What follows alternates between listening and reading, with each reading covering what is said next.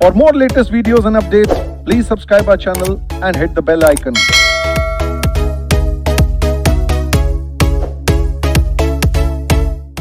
Hey guys, तो आज हम पढ़ेंगे chapter number 4 e commerce, m commerce and emerging technology EIS का। तो अगर हम इस चैप्टर की बात करें तो ये चैप्टर बहुत बड़ा है। ये पूरा चैप्टर ख़त्म करने में हमारी कम से कम 8 से 10 घंटे लगते हैं इस पूरे चैप्टर को कवर करने के लिए। एक चैप्टर का ओवरव्यू देख लेते हैं कि इस चैप्टर में आता क्या क्या है, इस चैप्टर में कोर्स क्या क्या कवर्ड है। तो एक हमें पढ़ना पड़ता है ई कॉमर्स, ठीक है। ई कॉमर्स का मीनिंग पढ़ते हैं, ई कॉमर्स का ट्रेडिशनल कॉमर्स के साथ क्या कंपैरिजन है, ई कॉमर्स किस तरीके से हैंडल किया जाता है, ई कॉमर्स करने के बेनिफिट्स क्या हैं, ई कॉमर्स के मॉडल्स क्या हैं, एंड क्या क्या कंपोनेंट यूज़ होते हैं अगर हम इलेक्ट्रॉनिकली कॉमर्स करते हैं। तो इसके अलावा हमें पढ़ना पड़ता है इस चैप्टर में architecture of network system, risk और कंट्रोल्स क्या हैं ई कॉमर्स में, क्या क्या लॉज लग जाते हैं अगर हम ई कॉमर्स करते हैं। ई कॉमर्स में नए ट्रेंड क्या है, this is the amendment part. मई 2021 यानी कि जिन बच्चों को भी जुलाई 2021 में एग्जाम हुआ है उनके लिए अमेंडमेंट थी कि ट्रेंड क्या है ई कॉमर्स में।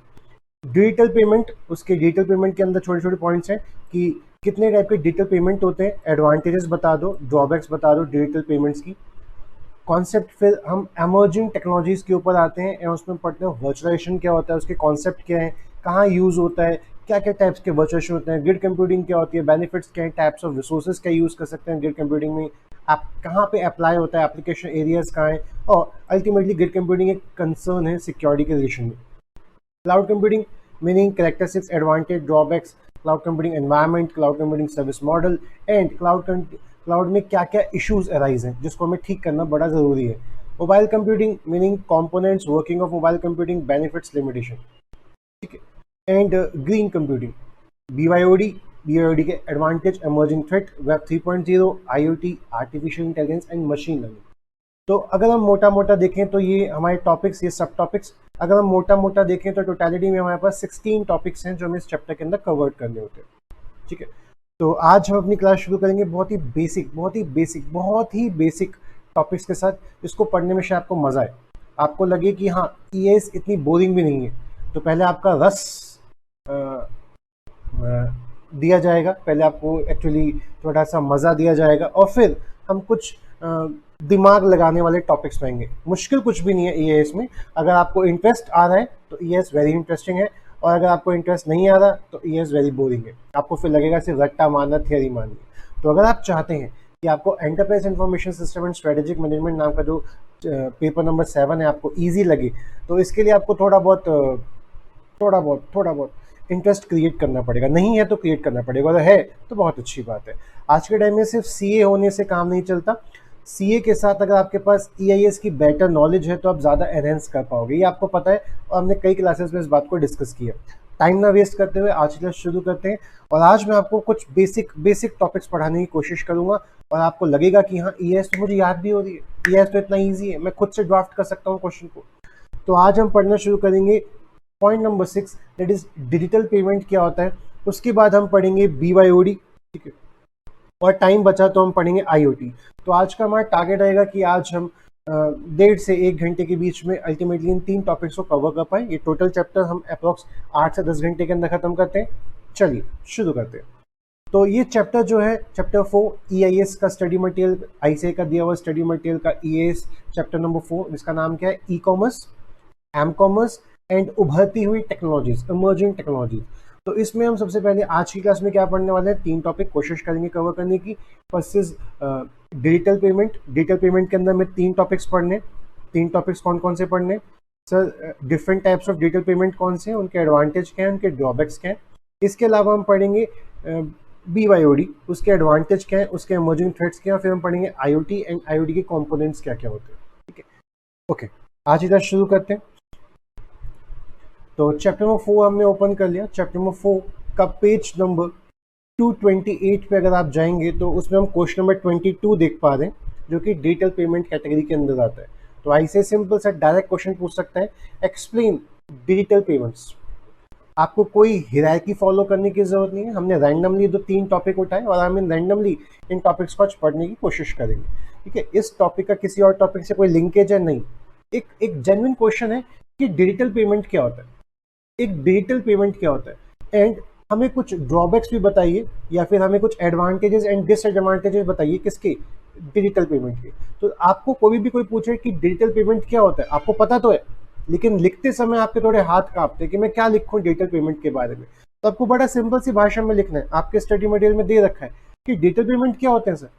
डिजिटल पेमेंट एक वे है, एक तरीका है जिसके द्वारा पेमेंट करते हैं थ्रू डिजिटल मोड्स, यानी फिजिकली कैश देने की जरूरत नहीं है, आप डिजिटली इलेक्ट्रॉनिकली आपका पैसा आपके अकाउंट से उड़ता है और दूसरे के अकाउंट में पहुंच जाता है। तो एक सिंपल सी लाइन आपने क्या याद करनी है, digital payment is a way, digital payment is a way, is a तरीका of payment, digital way is a way of payment which is made through digital mode, जो हम डिजिटल मोड्स के द्वारा कर सकते हैं। सर डिजिटल मोड कौन कौन से हो सकते हैं, बस थोड़ी देर में हमें यही पढ़ना है कि डिजिटल मोड्स करने के क्या क्या तरीके हैं सर। एक ट्रेडिशनल मेथड हुआ करता था जिसमें हम कार्ड, जिसमें हम इंटरनेट बैंकिंग, और अब कुछ नए मेथड आ गए हैं जिसमें हम UPI app, IMPS, mobile app, इन सब का यूज करते हैं, अभी आ रहे हैं थोड़ी देर में।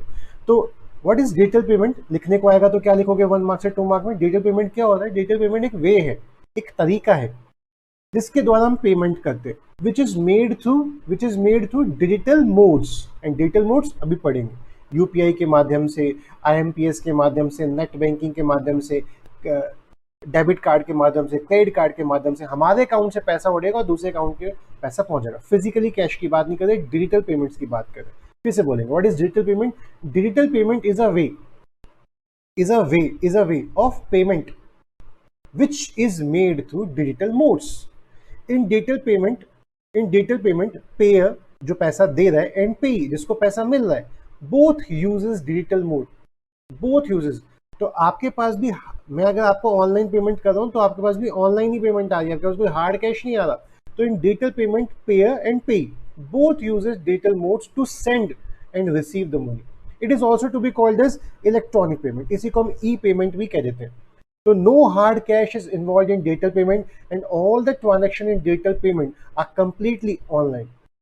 It is an instant, आपको ये छोटा सा बेनिफिट हो गया कि यहाँ पे इंस्टेंट पेमेंट होती है, instant payment and convenient way to make payment. अगर आप किसी को डाक के द्वारा मनी भिजवा रहे हो तो उसके पास पहुंचने पहुंचे 3 दिन लग जाएंगे, बिकॉज आप और वो बहुत दूर दूर रहते हैं। लेकिन अगर आप मोबाइल के थ्रू, ठीक है, पेमेंट यहाँ पे बस क्लिक करते हो, पेटीएम करते हो, टिक, और उसके पास पैसा पहुंच भी जाता है। बेशक वो इंडिया में रह रहा हो, इंडिया से बाहर रह रहा हो, कहीं भी रह रहा हो, उसके पास पेमेंट इंस्टेंटली उसके पास पहुंच जाता है। तो कहीं ना कहीं डिजिटल पेमेंट क्या है, इंस्टेंट एंड बड़ा ही सुविधाजनक, कन्वीनियंट है। आपको डाक के पास नहीं जाना, अगर आप किसी को कैश पेमेंट करोगे और आपके पास पैसे नहीं है तो पहले आप चेक से कैश निकाल के लाओगे या एटीएम से पहले कैश निकाल के लाओगे फिर दोगे, तो बड़ा कन्वीनियंट है, कहीं जाने की जरूरत नहीं। भैया पेटीएम नंबर बताना, अच्छा क्यूआर कोड दो, स्कैन किया और आपने उसको पेमेंट कर दिया। तो अगर 1 से 2 मार्क्स में डिजिटल पेमेंट के बारे में थियरी आती है तो क्या लिखोगे, आप देख पा रहे होगे आईसीआई के स्टडी मटेरियल की थियरी इतनी भी कॉम्प्लेक्स नहीं होती जितना मार्केट में रूमर्स है। ये आईसीआई की थियरी है, डिट्टो आईसीआई की थियरी है। क्या कॉन्सेप्ट है प्लीज पढ़ेंगे, कुछ बातें अंडरलाइन है उनको आप एग्जाम में अंडरलाइन करके आएंगे ताकि कॉपी चेकर को समझ आ सके कि हमें ये वर्ड लिखे हैं हमने, हमें पता है डिजिटल पेमेंट का मतलब क्या होता है। What is digital payment, digital payment is a way, एक तरीका है, ठीक है, किस चीज का तरीका, ऑफ पेमेंट, पेमेंट करने का एक तरीका है, which is made through digital modes. In digital payment payer and payee both uses digital modes to send and receive the money. It is also to be called as electronic payment. No hard cash is involved in digital payment. All the transactions in digital payment are completely online. It is instant and convenient to make payment. फिर ऐसे बोलता है कि please हमें कुछ advantages बता दो digital payment के और हमें कुछ डिसएडवांटेज बता दो। तो पहले आईसीआई ने सिर्फ यहाँ तक के एडवांटेज दे रखे थे, ये दो एडवांटेज आईसीआई ने अभी मई 2021 वाले बच्चों के लिए जोड़े थे, जुलाई 2021 वाले बच्चों के लिए। सेम एज ये 3 डिसएडवांटेज आईसीआई ने भी लेटेस्टली जोड़े, ठीक है। तो अब हमें सब कुछ पढ़ के जाना। अच्छा, हमें पॉइंट क्यों पढ़ने सर, हमें सारे पॉइंट क्यों याद रखना सर, अगर 3 मार्क का है तो 3 पॉइंट लिखाएंगे नहीं। क्वेश्चन अगर ऐसे आया, आईसीआई बोलता है डिजिटल पेमेंट्स के काफी सारे फायदे हैं, जैसे हमें डिस्काउंट टैक्सेस में मिलते हैं, रिटन रिकॉर्ड की तरह इसको यूज कर सकते हैं, उसमें लेस रिस्क है। Please briefly explain. तो आईसीआई ने क्या किया, आईसीआई ने हेडिंग्स दे दी और आपसे एक्सपेक्ट किया कि आप अंदर के थियोरी कंटेंट को लिख के आएंगे। तो अगर आपने अगर आपने सिर्फ ये पहले दूसरे तीसरे पॉइंट पढ़े होते तो शायद आप फिर ये पॉइंट और ये पॉइंट लिख के ही ना पाते। तो आपको सिर्फ चुनिंदा टॉपिक्स नहीं पढ़ने, आपको पूरा थॉरोली तरीके से आपको पूरा का पूरा ईएएस याद करना है। तो आपको सारे बेनिफिट्स पढ़ने, बिकॉज अगर आईसीए ने ऐसे पूछा ईएएस के काफी सारे बेनिफिट्स हैं, जैसे ये जैसे ये जैसे ये, प्लीज ब्रीफली एक्सप्लेन या डिस्कस, तो वहाँ पे आपको कंटेंट के नंबर मिलेंगे, बिकॉज हेडिंग तो आईसीए ने दे दी। तो बहुत सारे ऐसे बच्चे होते हैं जो ये सोचते हैं कि सिर्फ हेडिंग हेडिंग हेडिंग याद करके चले जाएंगे, अंदर का कंटेंट अपने हिसाब से लिख लेंगे। हाँ, लिखोगे आप अपने हिसाब से ही, लेकिन एटलीस्ट आपको वो कंटेंट रीड तो होना चाहिए, आपको एक बार उसको पढ़ के तो देखो, आपकी आंखों के नीचे से गुजरे तो सही वो। तो प्लीज पढ़ेंगे एडवांटेजेस। तो डिजिटल पेमेंट के एडवांटेज क्या है? सबसे पहला जो कि हमने पॉइंट डेफिनेशन के अंदर ही कवर कर लिया है कि it is very easy and very convenient, instant भी है। तो digital payment are very easy and convenient. देखो ये तो तुम्हारे बचपन जैसा काम हो गया, पहले हेडिंग दी इजी और कन्वीनियंट और फिर उसी को लिख दिया digital payment are easy and convenient. Person do not need to take lots of cash with themselves. अब एक इंसान को कैश अपने पास रखने की जरूरत नहीं है, वो उसके पास मोबाइल है, वो मोबाइल से पैसा पे कर देगा, उसका डेबिट कार्ड है, वो डेबिट कार्ड से पैसा पे कर देगा, क्रेडिट कार्ड है, तो आपके पास भारी मात्रा में कैश रखने की जरूरत है। सपोज आप शॉपिंग करने जा रहे हैं, ज्वेलरी परचेस करने जा रहे हैं, तो ज्वेलरी आप 50-60 हज़ार की तो खरीदोगे एटलीस्ट, एक छोटी सी रिंग, छोटी सी चेन 50-60 हज़ार की आती है, और अगर ज़्यादा खरीदोगे तो 5 लाख 10 लाख, लिमिट ही नहीं है, कितने का भी खरीद सकते हो। तो इतना सारा आप कैश लेके नहीं घूम सकते ना, चोरी होने का डर है, बट कार्ड लेके घूम सकते हो, इजी टू कैरी। तो इजी है, कन्वीनियंट है, person do not need to take lots of cash with themselves. Point number 2, दूसरा बेनिफिट कैसा? पे और सेंड मनी फ्रॉम एनीवेयर। पे और send money from anywhere. Cash के लिए या तो आपको 2 करोड़ रुपए देने हैं, तो 2 करोड़ के लिए क्या करना पड़ेगा? अपना बंदा भेजना पड़ेगा, भाई जाके उसको पेमेंट करके आ। लेकिन अगर 2 करोड़ रुपए आपको ऑनलाइन भेजने, खटक खटक खटक पहुंच गए, नेट बैंकिंग, आरटीजीएस, एनईएफटी, ये बहुत सारे माध्यम है जिसके द्वारा यहाँ से वहाँ पैसा भेज सकते हो। तो with digital payment mode one can pay from anywhere at any time. कोई भी इंसान किसी को किसी भी समय पैसा भेज सकता है। Point number 3, sir discounts from taxes. तो अभी के लिए बेनिफिट है, कुछ टाइम बाद ये बेनिफिट खत्म ही हो जाएगा, आप इस बात को समझ सकते हैं। गवर्नमेंट कहीं ना कहीं ई पेमेंट को, डिजिटल पेमेंट को, ई कॉमर्स को बहुत बढ़ावा दे रही है। जब से मोदी जी आए हैं तब से उन्होंने टेक्नोलॉजी का बहुत बेहतर यूज किया। आपने देखा होगा इनकम टैक्स की वेबसाइट थॉरली पूरी चेंज हो रही है, अब वो थोड़ा बीपी एक्टिविटी में काम करेगी, उसका प्रोसेस थोड़ा ऑटोमेट होने वाला है। क्या वो सब क्या होता है वो हम पढ़ेंगे चैप्टर नंबर 1 में।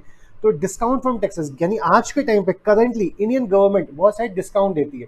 जैसे इंडियन गवर्नमेंट साफ साफ कहते हैं कि अगर आप पेमेंट कर रहे हैं फ्यूल में तो आपको 0.075 का डिस्काउंट मिलेगा। अगर आप इंश्योरेंस का पैसा दे दो कैश में नहीं, डिजिटली, तो आपको 10% डिस्काउंट मिलेगा।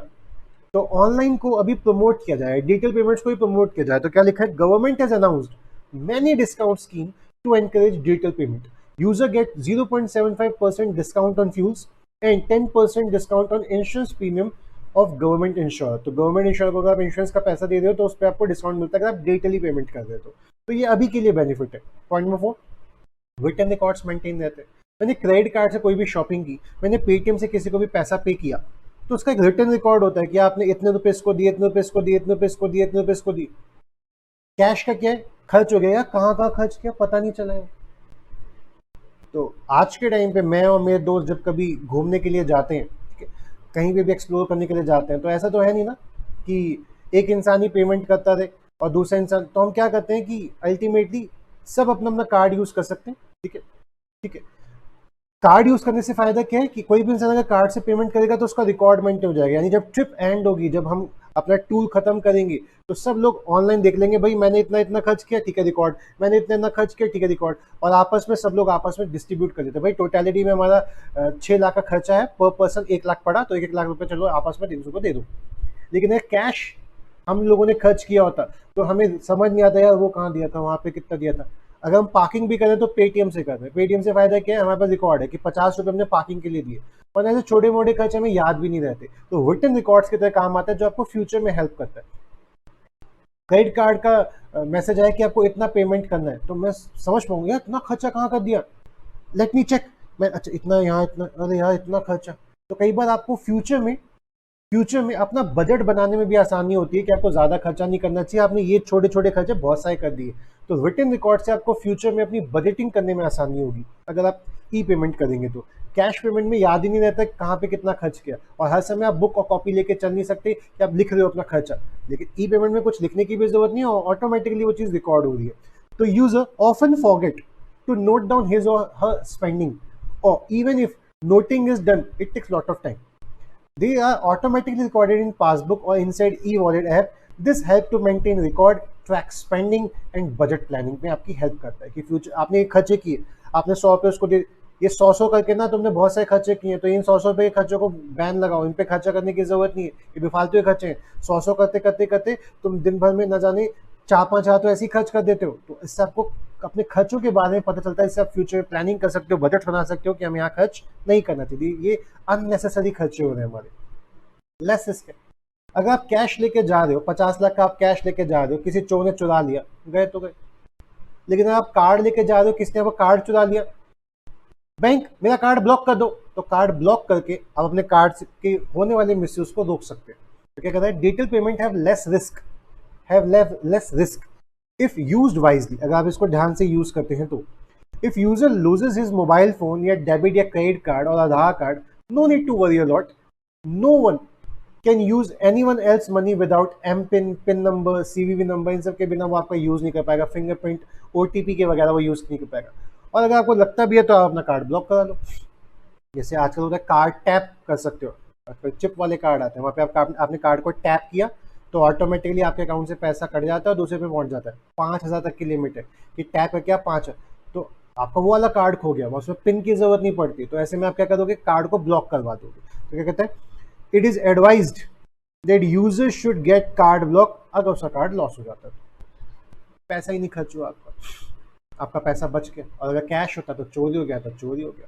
कंपैटिटिव एडवांटेज टू बिजनेस, ये 2 नए टॉपिक आईसीसी नए जोड़े कि अगर कोई कंपनी ई पेमेंट ले रही है, अगर कोई कंपनी डिजिटल पेमेंट ले रही है, कोई भी कंपनी अगर डिजिटल पेमेंट ले रही है, ई पेमेंट ले रही है, तो उसके लिए कंपैटिटिव एडवांटेज है। मैं एक शॉपकीपर, सर आ जाओ सामान परचेज कर लो, नहीं, क्यों सर, आप डिजिटल पेमेंट नहीं लेते, आप कैश नहीं है भैया, कैश नहीं है आपके पास, सॉरी मैं डिजिटल पेमेंट नहीं लेता, मेरा पेटीएम में अकाउंट नहीं है, मेरा गूगल पे अकाउंट नहीं है। पड़ोसी वाली शॉप, यहाँ पे आओ सब, यहाँ पे मैं आपसे डिजिटल पेमेंट ले लूंगा, कैश नहीं है कोई बात नहीं, आप ऑनलाइन पेटीएम कर देना, गूगल पे कर देना, फोन पे कर देना, नेट बैंकिंग कुछ भी कर दो सर। तो एक शॉपकीपर जो नेट बैंकिंग डिजिटल पेमेंट ले रहा है और दूसरे शॉपकीपर जो डिजिटल पेमेंट नहीं ले रहा, तो आपको ऑब्वियसली बात है कौन कंपैटिटिव एडवांटेज में आ जाएगा, किसका बिजनेस ज्यादा चलेगा, किसकी शॉप ज्यादा चलेगी। ऑब्वियसली बात है सर, डिजिटल पेमेंट्स ले रहा है। तो digital payment enable businesses to make sale to the customer who chooses to pay electronically and gain a competitive advantage over those who accept payment only through traditional method। जो आज भी सिर्फ cash ले रहे हैं, लेकिन आप तो आज भी क्या ले रहे हो, डेबिट कार्ड, पेटीएम, गूगल पे, फोन पे, भीम, आधार, एईपीएस दे दो, सब कुछ किसी से ही पैसे दे दो सर, दे दो बस। तो ऑब्वियसली बात है वो कंपनी, वो शॉप थोड़ा ज़्यादा बिजनेस ग्रो करेगी। सबसे बड़ी बात एनवायरमेंट फ्रेंडली क्यों, बिकॉज कैश बनाने की जरूरत नहीं है, कैश में पेड़ कटते हैं, बिकॉज पेड़ों के कटने से बनता है। तो अल्टीमेटली अगर आप ऑनलाइन ट्रांजेक्शन कर रहे हो तो थोड़ा इको फ्रेंडली भी है, बिकॉज आप पेपर का यूज़ नहीं कर रहे, आपने एलिमिनेट कर दिया, खत्म कर दिया क्या, यूज़ ऑफ पेपर। तो अगर आप डिजिटल पेमेंट करते हैं, अच्छा, e commerce and digital payment both are separate topics.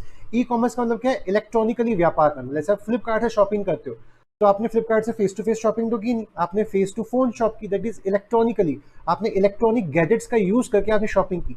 लेकिन आपने बोला भैया पैसे में कैश ऑन डिलीवरी दूंगा, तो आपने डिजिटल पेमेंट थोड़ी ना की, आपने तो कैश दिया, हार्ड कैश दिया। तो पेमेंट किसी को करना एक अलग टॉपिक है एंड इलेक्ट्रॉनिक कॉमर्स करना एक अलग टॉपिक है। आप कोई मूवी देखने के लिए गए, भैया उस मूवी का टिकट देना, वो कह रहा है लो ये टिकट, भैया पैसे, कह रहा भैया कैश तो नहीं ले पाऊंगा भैया, पैसे छुट्टे नहीं है, ओके भैया लो कार्ड स्वाइप कर लो।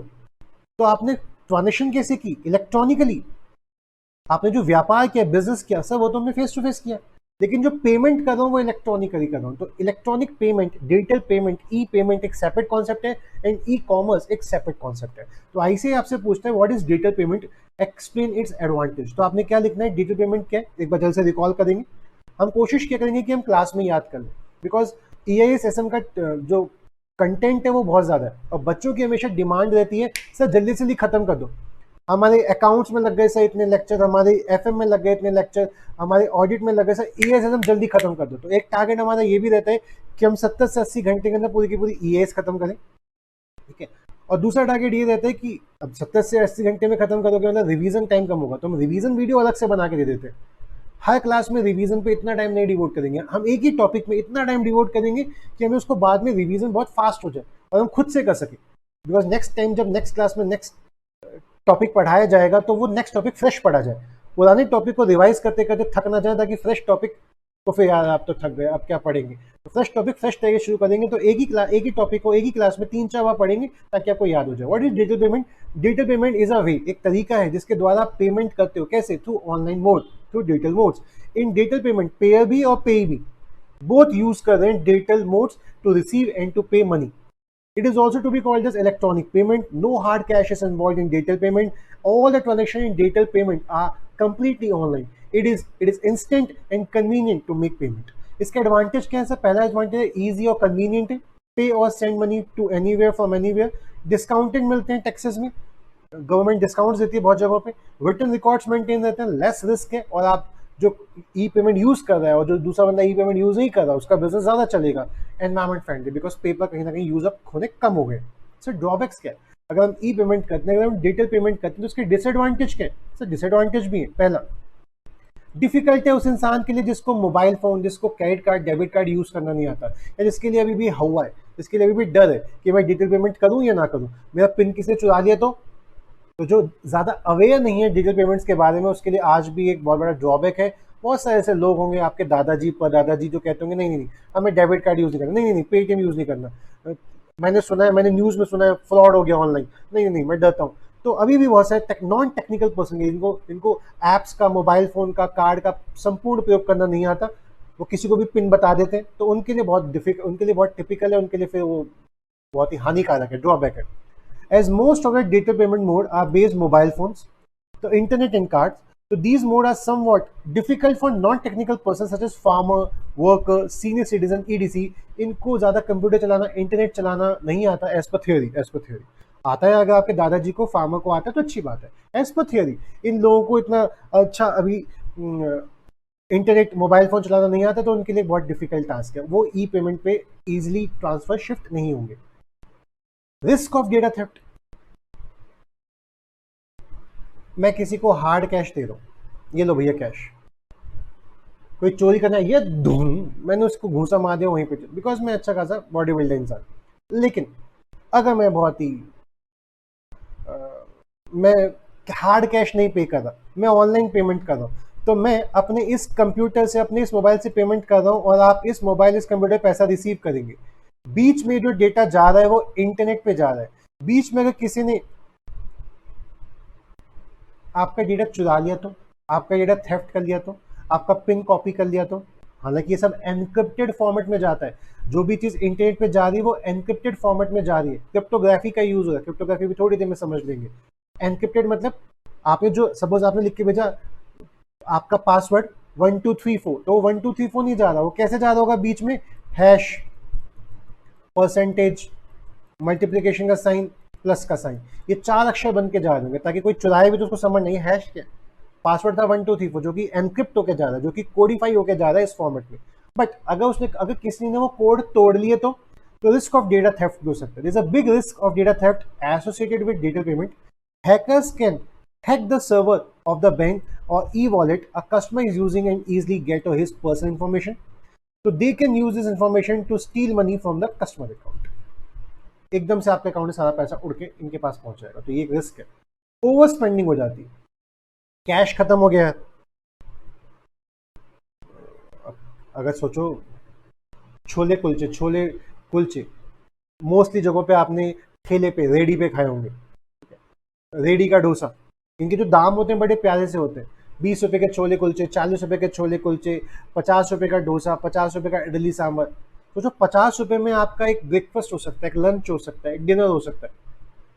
लेकिन ऐसा मान के चल रहे कि रेडी वालों के पास पेटीएम नहीं। हालांकि डीमोनेटाइजेशन के बाद 2016 के बाद ये कॉन्सेप्ट बहुत खराब, बेकार हो चुके हैं, बिकॉज ये थियोरी पुरानी है, बट जिंदगी में हम अभी कभी कभी पुरानी थियोरीज भी पढ़ते हैं। तो मान के चलेंगे कि रेडी वाले भैया ई पेमेंट सिस्टम नहीं रखते, रेडी वाले भैया debit card credit card use नहीं करते। डेबिट कार्ड क्रेडिट कार्ड कौन यूज करता है? बीकानेर वाला, हल्दीराम्स, ईडीसी। तो अब आपके पास कैश नहीं है, कैश नहीं है, क्रेडिट कार्ड है आपके पास, तो ऐसे में होगा क्या? आपका 50 रुपये में काम हो सकता था, लेकिन वो तो लेते नहीं है क्रेडिट कार्ड। अब आपको कहाँ जाना पड़ रहा है? बीकानेर वाला। और अब आपको ना चाहते हुए भी 200 रुपये की थाली खानी पड़ी है, जहाँ पे आप 50 रुपये का डोसा खा सकते थे। तो 200 रुपये का आप यानी 150 रुपये का एक्स्ट्रा खर्चा हो गया, बिकॉज कैश नहीं था। मैंने क्या सोचा, पैसे आज थोड़ी ना देने, क्रेडिट कार्ड कंपनी को तो पैसे 40 दिन बाद देने।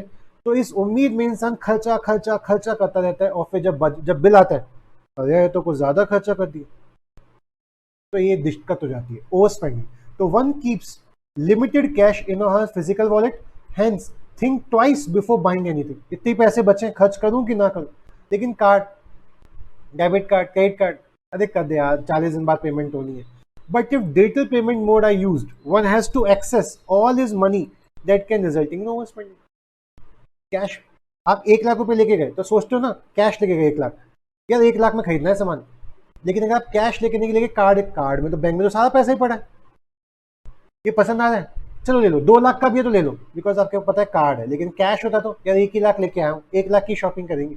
तो ओवर स्पेंडिंग हो जाती है जब आप कैश यूज नहीं करते, डिजिटल पेमेंट यूज करते। डिस्ट्रप्टेड ट्रांजेक्शन, यानी अगर आपका किसी ने कार्ड चोरी कर लिया, हालांकि हमने पढ़ा था अभी ऊपर कि भैया लेस रिस्क है, कार्ड अगर चोरी है तो ब्लॉक कर दो। लेकिन अगर किसी बुजुर्ग के पास में कार्ड है और उसे पता नहीं चला कि उसका कार्ड चोरी हो गया, तो वो ब्लॉक थोड़ी ना करवा पाया। उससे पहले क्या हो चुका है, इसमें बोला कार्ड टैप वाले, जो चिप वाले कार्ड होते हैं, वहाँ टैप करो पेमेंट हो जाती है, वहाँ पे पिन नंबर देने की जरूरत नहीं पड़ती। तो आपको वो कार्ड चोरी हो गया, आपको पता नहीं चला। फिर जब पहली पेमेंट हुई तब आपके मैसेज आया, टॉ टॉ टॉ टॉ इतना पैसा डेबिट, ओ कार्ड ब्लॉक। लेकिन कार्ड ब्लॉक होने से पहले वो खर्चा हो चुका है, वो अपना एंजॉय करके चल चुका है। In case of electronic money, such as credit card, is misused by someone else, it is very difficult to receive a refund. Refund मिल तो जाता है इंश्योरेंस कंपनी, अगर आपने इंश्योर करा रखा है तो, बट बहुत चक्कर लगाने पड़ते हैं, और एक इंसान का जितना टाइम तो है नहीं। चलो बैच पढ़ा लेते हैं, क्या जाएंगे बैंक के, क्या चक्कर लगाएंगे। नेक्स्ट, इंक्रीज हो गई बिजनेस वालों की कॉस्ट। ये बिजनेस पॉइंट से बात हो रही है, आपके पॉइंट से बात नहीं हो रही, यानी यूजर के पॉइंट से बात नहीं हो रही, जो पैसा लेगा उसके पॉइंट से बात हो रही है, बिजनेसमैन पर्पस से बात हो रही है।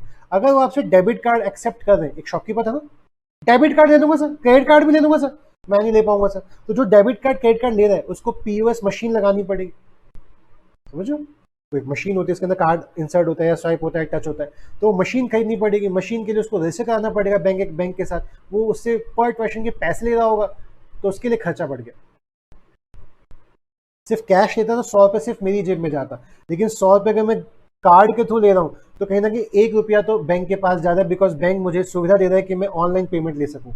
तो digital payment system comes with increased need to protect sensitive financial information stored in business computer system from unauthorized access.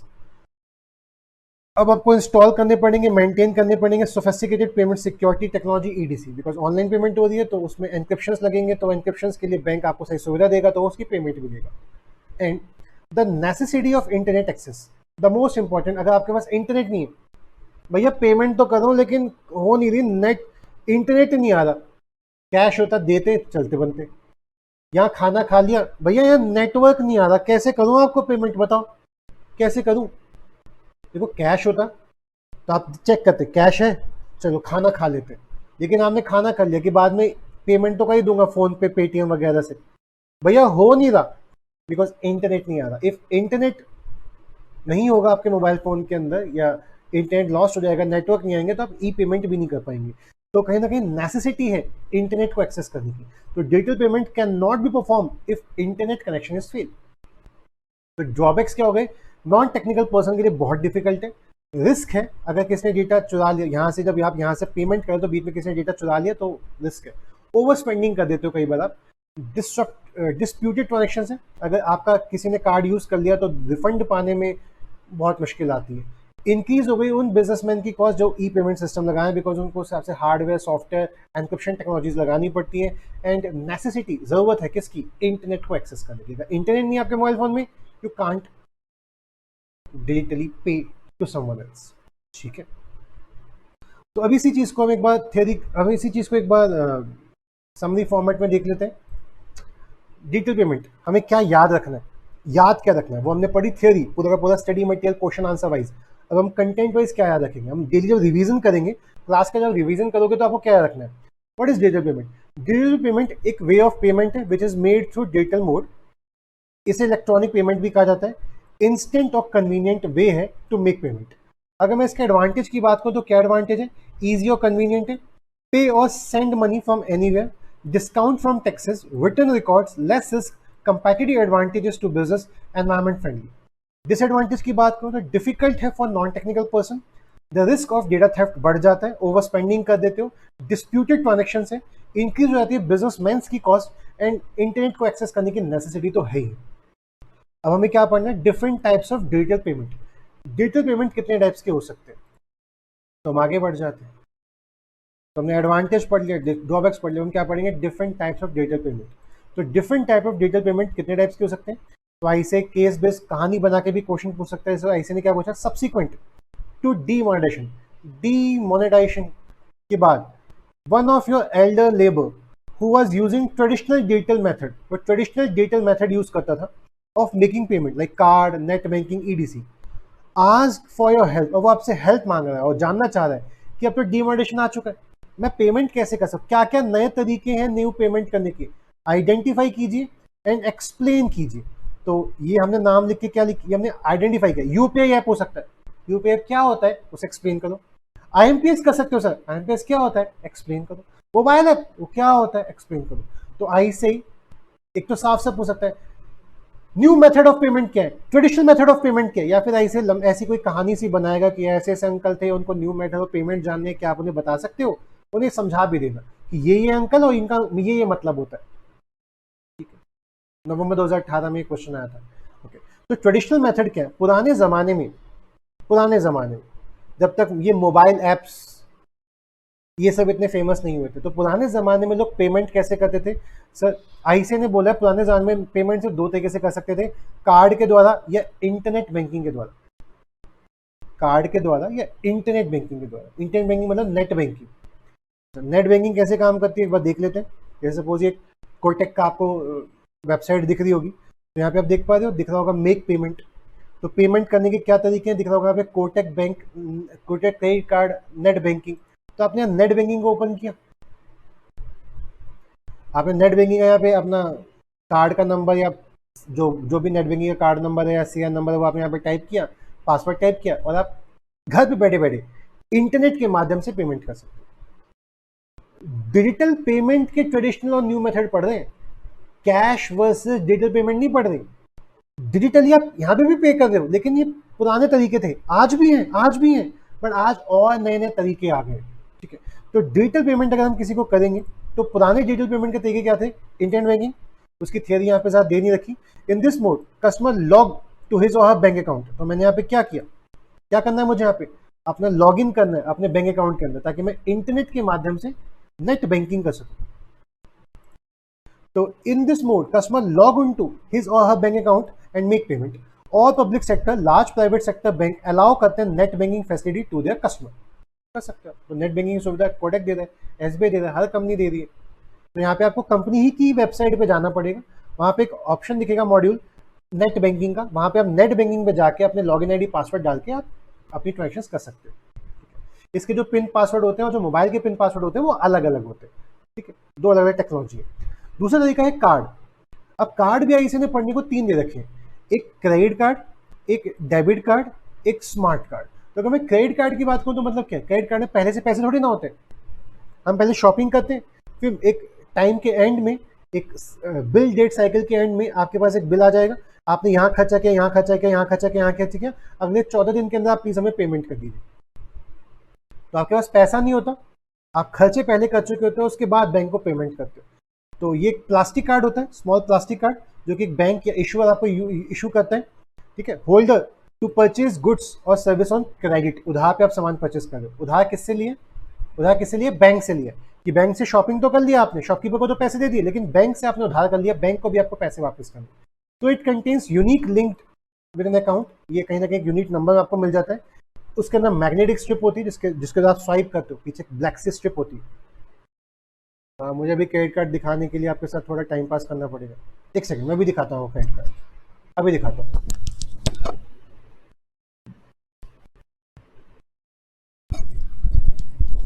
Oops oops oops oops, sorry, मुझे अपना कार्ड ले जाना पड़ा। तो देखो, एक तो ये होती है चिप, दिख पा रही है आपको? ये जो दिख रही, सॉरी, ये तो होती है चिप। और जो कार्ड के पीछे होता है इसे बोलते हैं मैग्नेटिक स्ट्रिप। इसके अंदर आपका सारा डेटा स्टोर है। जब आप इसको स्वाइप करते हैं तो मशीन को समझ आता है, अच्छा ये कार्ड ये है, ये ऋषभ का कार्ड है, ये इस बैंक का कार्ड है, इसमें ये एनक्रिप्शन कोड है, इस दिन इशू हुआ था, इसका एक्सपायरी डेट ये है। तो कार्ड की सारी इंफॉर्मेशन मैग्नेटिक स्ट्रिप में। आजकल जो आ रहे हैं वो चिप बेस्ड कार्ड आ रहे हैं, ठीक है। तो क्रेडिट कार्ड, ये क्रेडिट कार्ड है।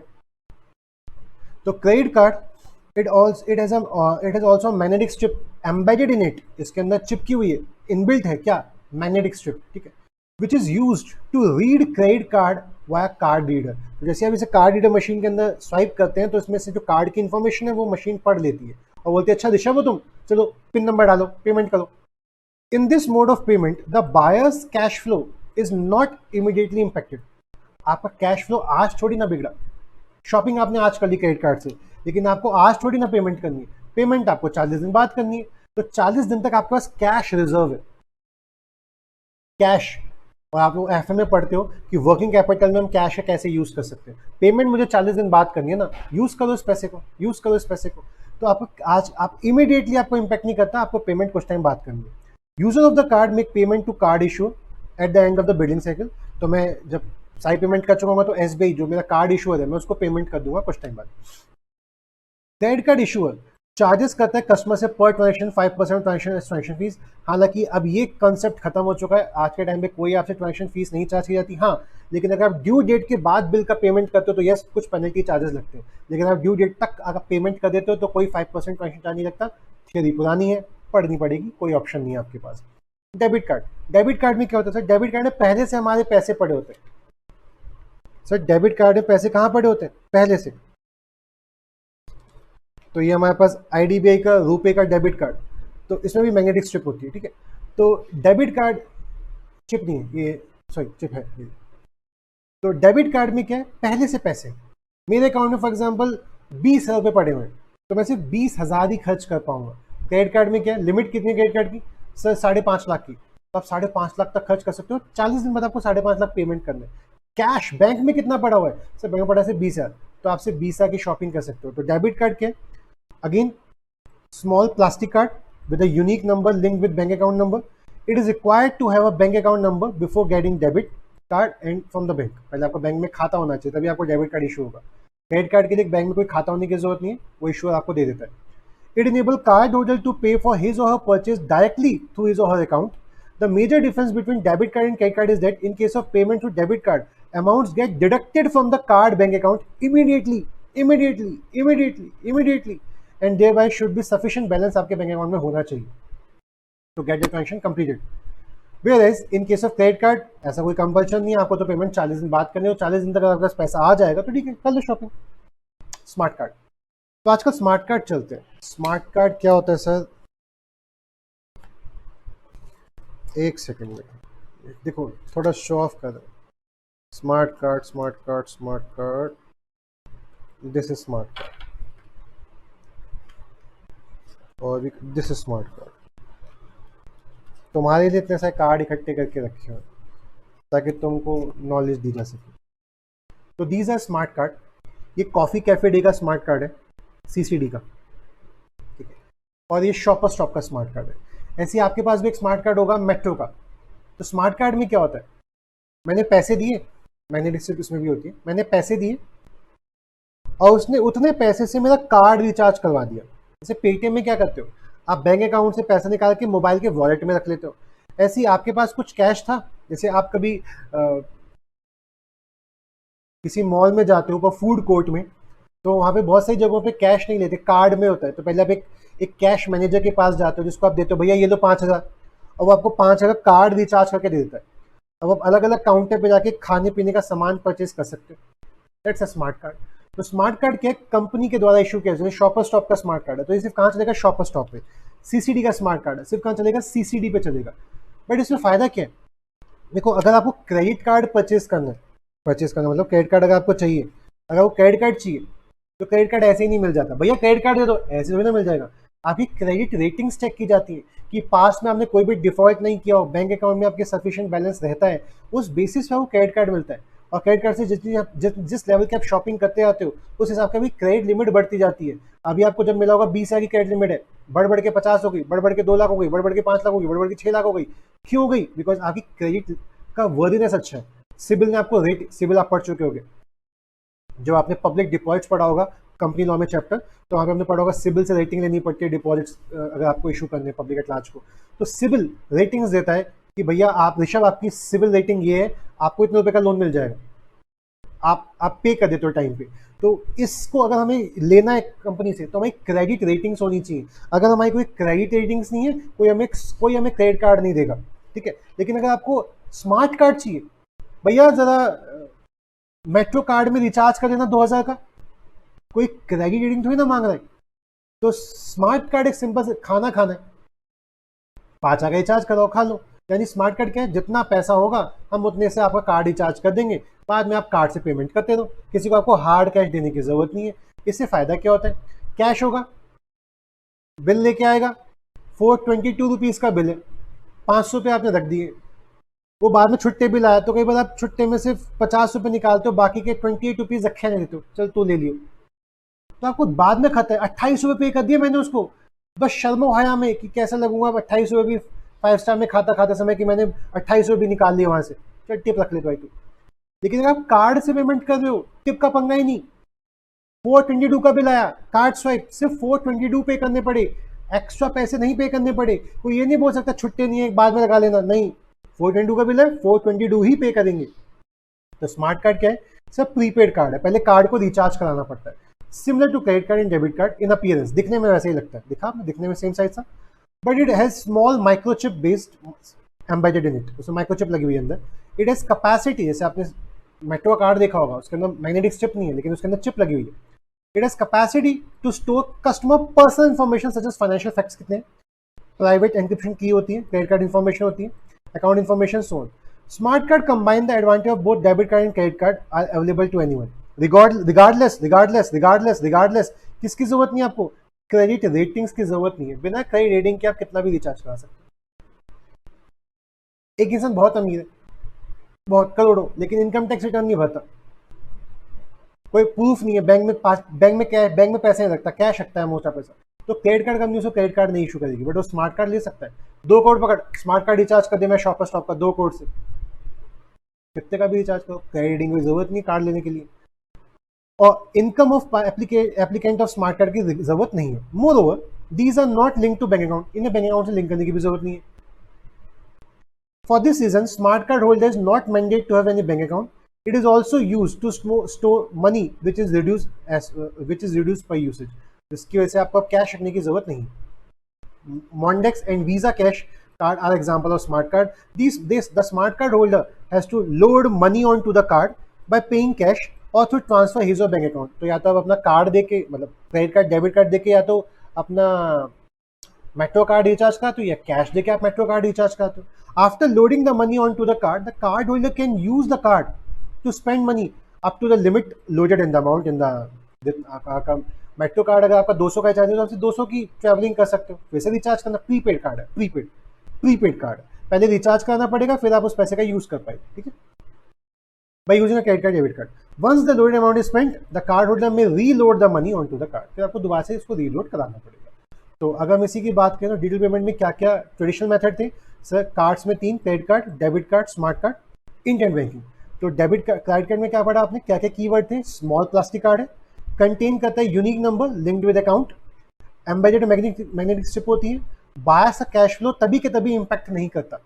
डेबिट कार्ड में क्या पड़ा, अमाउंट्स तभी के तभी डिडक्ट होगा आपके बैंक अकाउंट से, एम्बेडेड चिप तो इसमें भी होती है, स्मॉल प्लास्टिक कार्ड तो ये भी होता है। स्मार्ट कार्ड प्रीपेड कार्ड है, इसमें मैग्नेटिक स्ट्रिप से ज्यादा क्या यूज होता है, माइक्रो प्रोसेसर चिप यूज होती है। To apply such card no credit rating is required. तो यही क्रक्स थे, यही हमने उसको समरी में लिख लिया, this is the summary notes. इसी को हमने समरी में यहाँ पे काउंट कर लिया। अब इंटरनेट बैंकिंग, कस्टमर को पहले, ये लॉन्ग नहीं है, लॉग है, कस्टमर को पहले लॉग करना पड़ेगा अपने बैंक अकाउंट में, फिर वो पेमेंट कर सकता है वाया इंटरनेट। अभी दिखाया था मैंने आपको, यहाँ पे जाए। ओके, तो नेक्स्ट इज न्यू मेथड्स क्या है, नए मेथड क्या है डिजिटल पेमेंट के। क्वेश्चन तो यही था ना जो मैंने आपको नीचे वाला क्वेश्चन पढ़ था, सब्सिक्वेंट टू डीमर्शन, डीमर्शन के बाद एक एल्डर नेबर है आपसे, वो पूछे क्या क्या नए मेथड है। पुराना तो पता है मुझे, कार्ड, क्रेडिट कार्ड आज का थोड़ी ना, क्रेडिट कार्ड तो 90s के समय से चलता आ रहा है, तो ये सब पता है मुझे। अब नए क्या तरीके हैं मुझे वो बताओ। तो न्यू मेथड के तरीके में पहला आ गया UPI apps. Sir UPI app क्या होते हैं, इनको थोड़ा धीरे धीरे समझेंगे। सबसे पहले मोबाइल ऐप्स आए थे, फ्री चार्ज ऐप आया था, पेटीएम आया था, ठीक है, मोबीक्विक आया था। तो ये सब मोबाइल ऐप थे जिनके द्वारा आप किसी को पेमेंट कर सकते थे। तो मोबाइल ऐप आपको बिल्कुल भी समझ नहीं आएगा अगर आप इसको मोबाइल वॉलेट के साथ नहीं पढ़ोगे। अगर आपने किया ही होगा यूज, वैसे मैं मान के चलता हूँ कि इंडिया में मोदी जी का बहुत बड़ा हाथ है लोगों को ई पेमेंट सिखाने में। तो पेटीएम में भी आपने देखा होगा, पेटीएम में 2 ऑप्शन होते हैं, Paytm wallet and Paytm UPI. यानी एक जमाने पेटीएम यूपीआई नहीं लेता था, पेटीएम वॉलेट लेता था। यानी हम बैंक अकाउंट से पैसा उठा के पेटीएम में डालते थे और फिर पेटीएम से शॉपिंग करते थे। क्या कहा सर आपने? मैंने कहा पहले हम बैंक अकाउंट से पैसा उठा के पेटीएम के वॉलेट में डालते थे, मतलब वही हो गया स्मार्ट कार्ड की तरह कि बैंक से पैसा निकाल के, कैश से निकाल के पेटीएम में रखा, कार्ड में रखा, अब आप कार्ड से शॉपिंग कर दो। तो पेटीएम शॉपकीपर के पास भी, आपके पास भी, आपने उसको पेटीएम ट्रांसफर कर दिया वॉलेट के माध्यम से। यानी यहाँ पे आपको बैंक अकाउंट से लिंक करने की जरूरत नहीं है। आपको उस पेटीएम का अकाउंट बनाना है, किसी ने आपको पेटीएम का पैसा दिया, अब आप उस पेटीएम के पैसे को किसी और इंसान को पेमेंट करने में यूज कर सकते हो। बैंक से लिंक किए बिना भी काम चल सकता है, दैट इज मोबाइल वॉलेट। तो मोबाइल वॉलेट या e wallet is nothing but a digital version of physical और रियल कैश वॉलेट। पहले आप अपनी जेब में 500 रुपये लेके घूमते थे, अब 500 रुपये लेके नहीं घूमना, सिर्फ मोबाइल फोन लेके घूमना है। बिकॉज मोबाइल फोन अगर आपके हाथ में है, आप किसी को भी पेटीएम कर सकते हो, in which one can add money to purchase various goods and services online and offline and transfer money with this technology. A mobile wallet is a type of virtual wallet service that can be used by downloading an app, on smartphone and registered for the services. It is a digital version of physical wallet with more functionality. Physical cash में क्या है, 422 का सामान है तो आपने 500 रुपये दिए, तो कई बार छुट्टे नहीं मिलते तो 1-2 रुपये कम मिलते हैं, बट पेटीएम है तो 422 ही पे करेंगे, कोई एक्स्ट्रा पैसा आपको पे नहीं करेंगे। ऐड भी आए थे पेटीएम के, टॉफी क्यों दे रहे हो, मैं पेटीएम कर रहा हूँ ना, उतना ही पैसा दूंगा, कोई छुट्टे की जरूरत नहीं है। It is the digital version of physical wallet with more functionality. User can keep his or money in an e wallet and use when needed. The digital or mobile wallet store bank account and debit card information or bank account information in encoded format to allow secure payment. Mobile wallet provide a convenient way for a user to make in-store payments and can use that with the merchant listed with the mobile wallet service provider. This eliminate the use of debit. जैसे debit card में क्या रखना पड़ता है, CV number, pin number, लेकिन Paytm में ऐसा कुछ याद रखने की जरूरत नहीं है। नंबर बताना, नंबर, पेमेंट डन, बिना पिन नंबर के कुछ करने की जरूरत नहीं है। आपके अकाउंट से उसके, आपके पेटीएम अकाउंट से उसके Paytm account that is wallet में पैसा ट्रांसफर हो गया। आपको सीवीवी कोड नंबर याद करने की जरूरत नहीं। मोबाइल वॉलेट आप फ्रिक्वेंटली यूज किए जाते हैं पेमेंट करने के लिए आज के टाइम पे, फोन रिचार्ज करने के लिए, online purchase, transfer money, receive offer, cashback, इन सब के लिए यूज किए जाते हैं। E wallet also give additional cashback offer भी मिलता है आपको, शॉपिंग करो, पेटीएम करो और कैशबैक जीतो। These are the mobile wallet like Paytm, Freecharge buddy, MobiKwik, State Bank buddy, EDC, ये सब इसी के। और इन्हीं का जो ऐप आप डाउनलोड करते हो उसे क्या बोलते हैं, mobile apps, mobile app, mobile wallet. तो आज के टाइम में आप यूपीआई का यूज करते हो। यूपीआई का मतलब क्या है कि आप अपने बैंक अकाउंट में अपना फोन नंबर देके आते हो और फिर आप गूगल पे, फोन पे, भीम डाउनलोड करते हो ऐप, वहां पे अपना फोन नंबर डालते हो। जैसे ही फोन नंबर डालते हो बोलते हैं कि ये फोन नंबर से आपके 3 बैंक अकाउंट चल रहे हैं, कौन सा वाला बैंक अकाउंट आप लिंक करना चाहोगे। आप बोलोगे मैं ये वाला बैंक लिंक करना चाहूंगा, तो ये वाला बैंक की इन्फॉर्मेशन यहाँ लोड होगी। कहता है पासवर्ड सेट करो, आपने पासवर्ड सेट किया। अब होगा क्या इससे, अब कोई इंसान कहता है भाई पेमेंट कर दो, तो आप उसे यूपीआई करते हो, वॉलेट नहीं करते। वॉलेट में क्या है कि आपने पैसा कहाँ डाल दिया, अपने फोन में डाल दिया, फोन में पैसा है, वॉलेट में पैसा है, फोन से पैसा उसके फोन में जाएगा, बैंक अकाउंट में नहीं जाएगा। लेकिन यूपीआई में क्या है कि आपका फोन, आपका जो ऐप है वो लिंक हो गया किसके साथ, आपके आपके बैंक अकाउंट के साथ। अब आपने बोला भैया यूपीआई कर दूंगा, लोगे? कहता हाँ यूपीआई दे दो। क्या नंबर है भैया? ये नंबर है। क्यूआर कोड क्या है भैया? ये क्यूआर कोड है। आपने स्कैन किया, नंबर टाइप किया और आपने कहा भैया इसको इसको 150 रुपये दे दो। तो ये 150 रुपये तभी के तभी आपके बैंक अकाउंट से कटेंगे और तभी के तभी उसके भी बैंक अकाउंट में जाएंगे। मोबाइल वॉलेट से वॉलेट में नहीं जा रहा, बैंक से कट के आपके बैंक में जा रहा है। That's to be called UPI, unified payment interface. कोई भी इंसान, अगर मैं आपके पास ही बस क्या होना चाहिए, गूगल पे, मेरे पास ही गूगल पे, आपके पास ही फोन पे, मेरे पास ही फोन पे, मेरे पास ही पेटीएम, आपके पास ही पेटीएम, बस उन दोनों के पास अगर एक ऐप है तो मैं गूगल पे से भी आपके खाते में भेज सकता हूँ और मैं वो सीधा आपके खाते में जाएगा, आपके वॉलेट के अंदर नहीं जाएगा। तो गूगल पे, फोन पे जनरली जो फेमस है वो यूपीआई की वजह से फेमस है। हालांकि पेटीएम के अंदर दोनों चीज़ें, वॉलेट भी है, यूपीआई भी है। अच्छा, यूपीआई तब काम करेगा जब वो आपके मोबाइल के अंदर आईएमपीएस होगा, इमीडिएट पेमेंट सर्विसेज।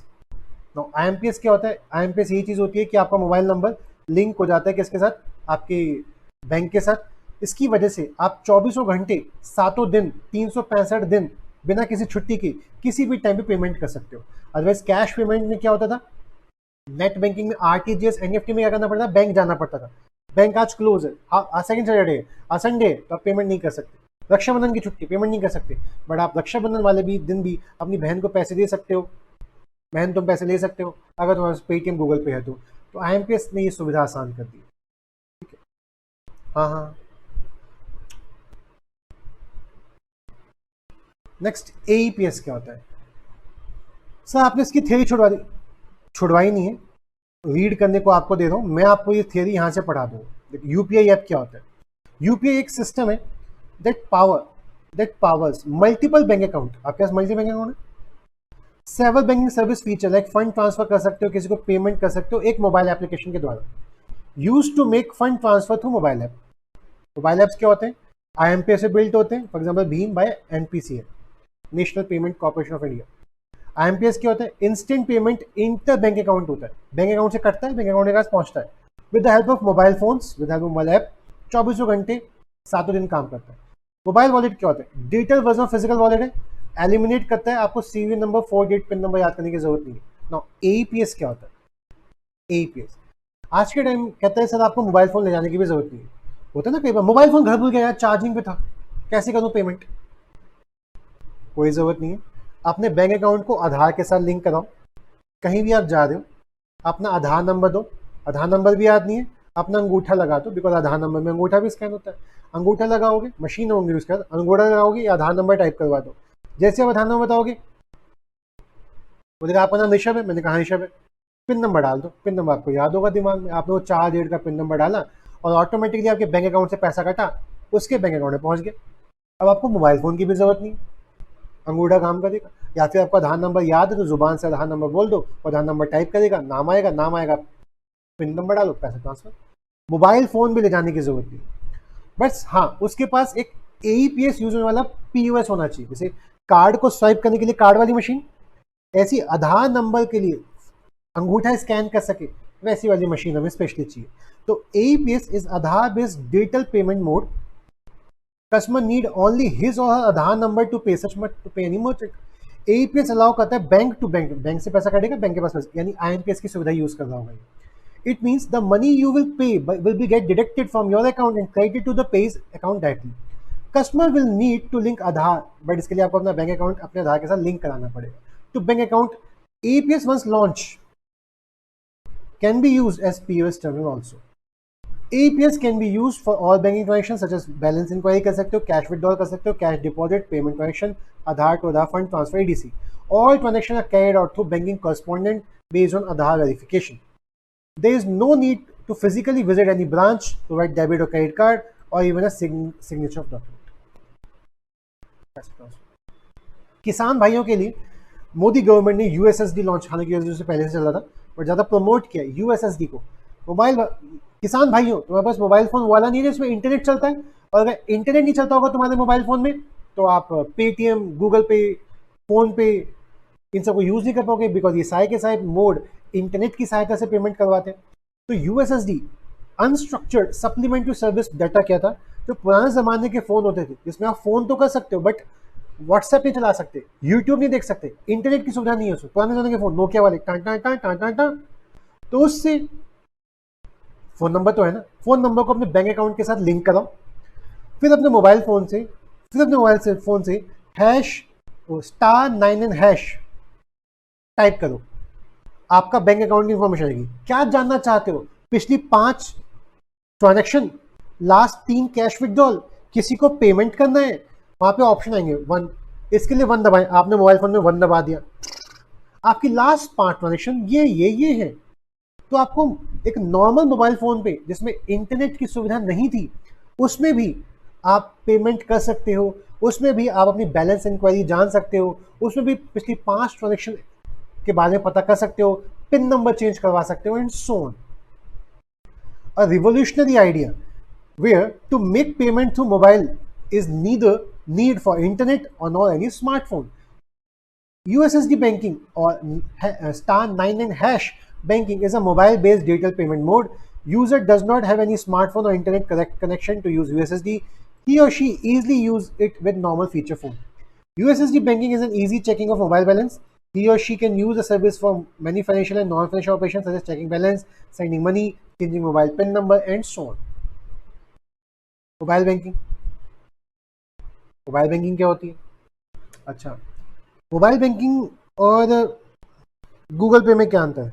देखो, आप देख पा रहे हो कि शायद फोन पे दिख रहा होगा बेटा आपको, दिख रहा है फोन पे, ये दिख रहा है फोन पे, ऐसे ही आपको गूगल पे दिख सकता है, दिख रहा है गूगल पे नीचे ही।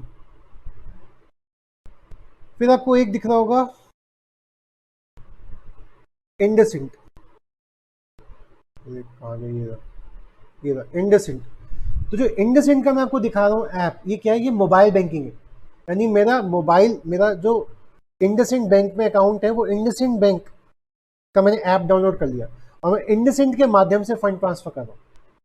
एक तो मैंने गूगल पे डाउनलोड किया, गूगल मोबाइल नंबर जुड़ा हुआ है, IMPS के माध्यम से पेमेंट कर सकता हूँ। एक है कि मैं उसी बैंक का ऐप यूज करके बैंक से पेमेंट, अपने ऐप से पेमेंट कर रहा हूँ, दैट इज मोबाइल बैंकिंग। ठीक, तो इसी की समरी देख लेते हैं एक बार।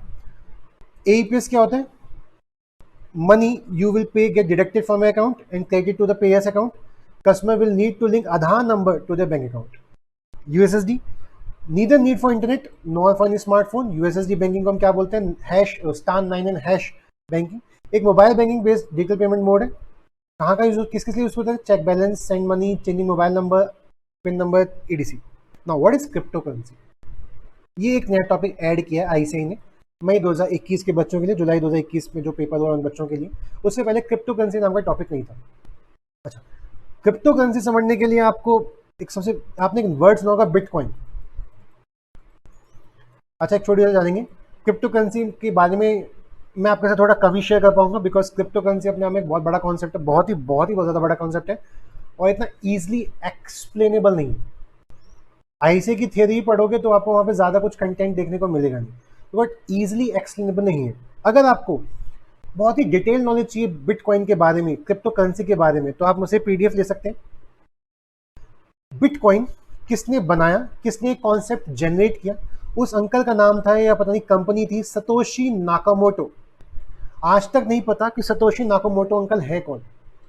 एनोनिमस एक आर्टिकल छपा, इंटरनेट पे डाल दिया गया कि बिटकॉइन भी एक कॉन्सेप्ट हो सकता है peer to peer electronic cash payment का।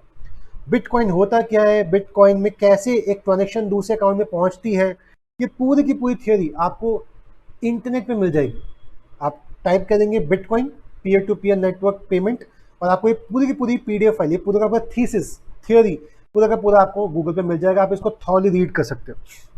अगेन कह रहा हूँ, इस कॉन्सेप्ट को थॉरली समझने के लिए हमें बहुत सारे कॉन्सेप्ट समझने पड़ेंगे। ब्लॉकचेन कॉन्सेप्ट क्या होता है, डेटा माइनिंग कॉन्सेप्ट क्या होता है, ये सारे कॉन्सेप्ट हमें डिटेल में समझने पड़ेंगे, तब जाके एक छोटा सा वर्ड समझ पाएंगे क्रिप्टो करेंसी। और ICAI ने क्या किया, क्रिप्टो करेंसी के बारे में इतना सा कॉन्सेप्ट दे दिया। हालांकि इसमें इतना से इतना पार्ट तो ICAI ने सिर्फ एग्जाम्पल में कवर्ड किया। ICAI ने बोला क्रिप्टो करेंसी से पहले बिटकॉइन ने लॉन्च की थी 2009 में। उसके अलावा आज के टाइम पे लिटेकॉइन, पियर कॉइन, नेम कॉइन, एथेरियम, ऐसे बहुत सारे क्रिप्टो करेंसीज चल रही है मार्केट में। क्रिप्टो करेंसी के बारे में ऐसे क्या थियरी दी है उसको संक्षेप में समझेंगे लिमिटेड नॉलेज लेते हुए समझेंगे और इसका कॉन्सेप्ट क्लियर करेंगे। बिटकॉइन की अगर बात करूं तो बिटकॉइन की करंटली आज की मैं बात करूं तो एक bitcoin is equal to 23,99,839.27 Indian rupees में, यानी एक बिटकॉइन की कीमत करंटली है। आपको नहीं लगता ये ओवर प्राइस्ड है? पहले तो ये समझेंगे बिटकॉइन कोई रियली में वैल्यू नहीं है। अगर आपके पास एक 10 रुपए का नोट आता है तो उसमें नीचे लिखा होता है मैं धारक को 10 रुपए देने का वचन अदा करता हूं।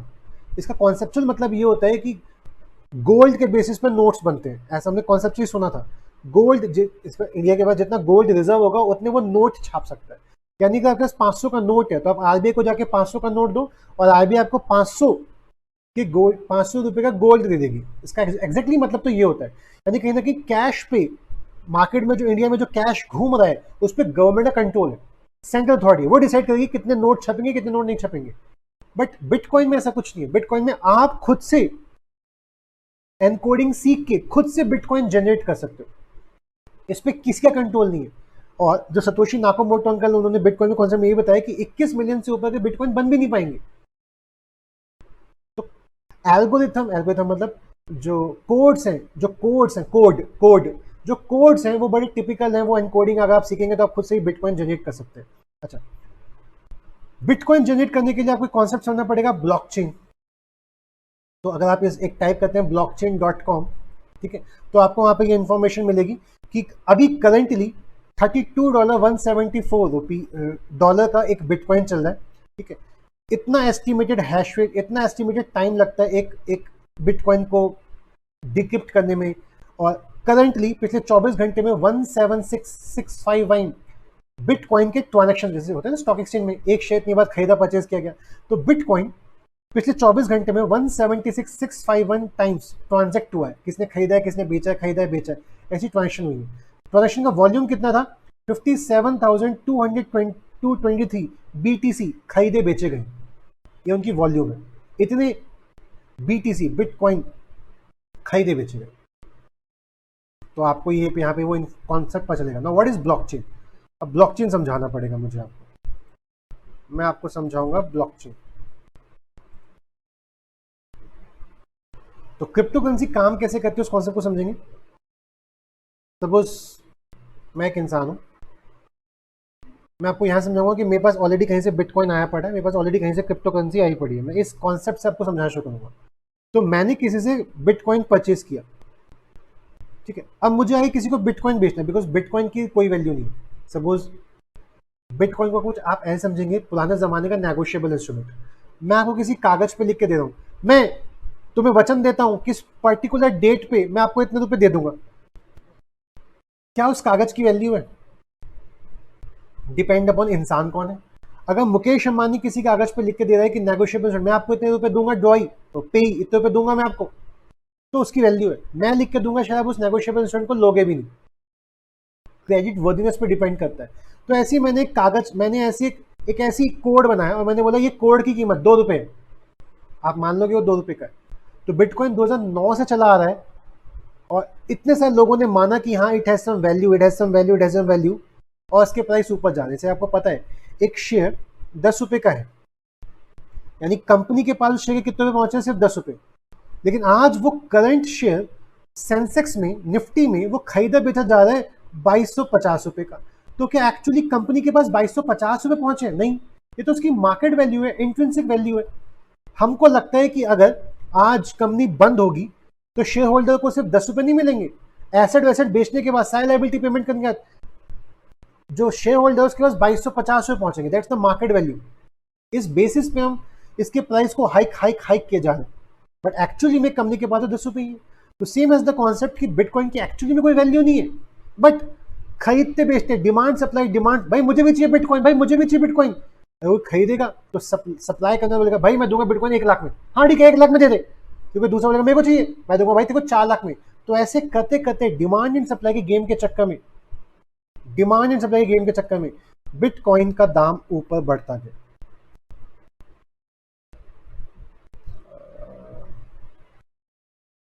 इस कॉन्सेप्ट जब आप पूरी थ्योरी पढ़ोगे ना तो आपको यहाँ देखने को मिल जाएगा कि बिटकॉइन के प्राइस किस बेसिस पे ऊपर नीचे जाते हैं।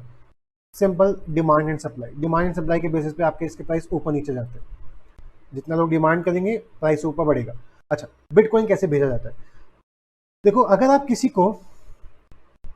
किसी को ऑनलाइन पेमेंट कर रहे हैं IMPS के माध्यम से या पेटीएम वॉलेट के माध्यम से, तो होता क्या है कि मैं एक यूज़र हूँ, मेरा फ़ोन नंबर है, तो या तो पेटीएम या मेरा बैंक अकाउंट वो वेरीफाई करेगा कि दूसरे इंसान को A से पैसा B के पास पहुंच गया, यानी पेटीएम वॉलेट या जो बैंक अकाउंट है IMPS वो बताएगा कि आपके यहाँ से पैसा कट गया, उसके पास पैसा पहुंच गया, यानी कोई सेंट्रल अथॉरिटी है।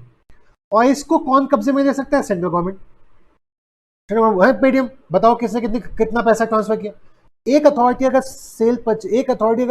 अथॉरिटी रखती है, ऑथराइज करती है कि तुम्हारी ट्रांजेक्शन सक्सेसफुल हो गई, पैसा तुमसे कटा और उसके पास पैसा पहुंच गया, अगर एक अथॉरिटी उस पर कंट्रोल रखती है कंट्रोल, तो उसको कंट्रोल करना आसान है, बड़ा आसान है। सेंट्रल गवर्नमेंट के द्वारा वो चेक कर सकते हैं किसका पेटीएम है, उसका मोबाइल नंबर क्या है, तुमने पेटीएम का अकाउंट, तो वेरिफिकेशन भी कहाँ रहता है वो, और इनकम टैक्स वाले आपके ऊपर छापा मार सकते हैं कहाँ से आया इतना पैसा। लेकिन बिटकॉइन में ऐसा नहीं है, क्रिप्टो करेंसी में ऐसा नहीं है, वहां पे कोई सेंट्रल अथॉरिटी नहीं है। समझेंगे बात को। मेरे पास कोई बिटकॉइन पड़ा है और मुझे वो बिटकॉइन आपको बेचना है, मुझे पैसे की जरूरत है। बिटकॉइन क्या करूंगा भाई, तू मेरे से बिटकॉइन ले ले, एक मेरे को दे दे 24 लाख रुपए, एक 24 लाख का एक बिटकॉइन चल रहा है, तो मैं उससे 24 लाख ले लूंगा और बिटकॉइन दे दूंगा। बट अगर गवर्नमेंट मेरे पास इतना बिटकॉइन है, पैसे दो, गवर्नमेंट इंडिया बोलेगी सॉरी हम इस बिटकॉइन की कोई वैल्यू नहीं मानते। क्या इंडिया में क्रिप्टो करेंसी आने वाली है? सीतारामन जी इसकी नोटिफिकेशन लाई है कि यस बहुत जल्दी क्रिप्टो करेंसी लाई जाएगी, लेकिन वो क्रिप्टो करेंसी ऐसे ही काम करेगी। सेंट्रल अथॉरिटी एक ही जगह से ऑथराइज किया जाएगा कि भाई हम डिसाइड कर रहे हैं कि क्रिप्टो करेंसी यहाँ से वहाँ ट्रांसफर हो रही है कि नहीं हो रही है।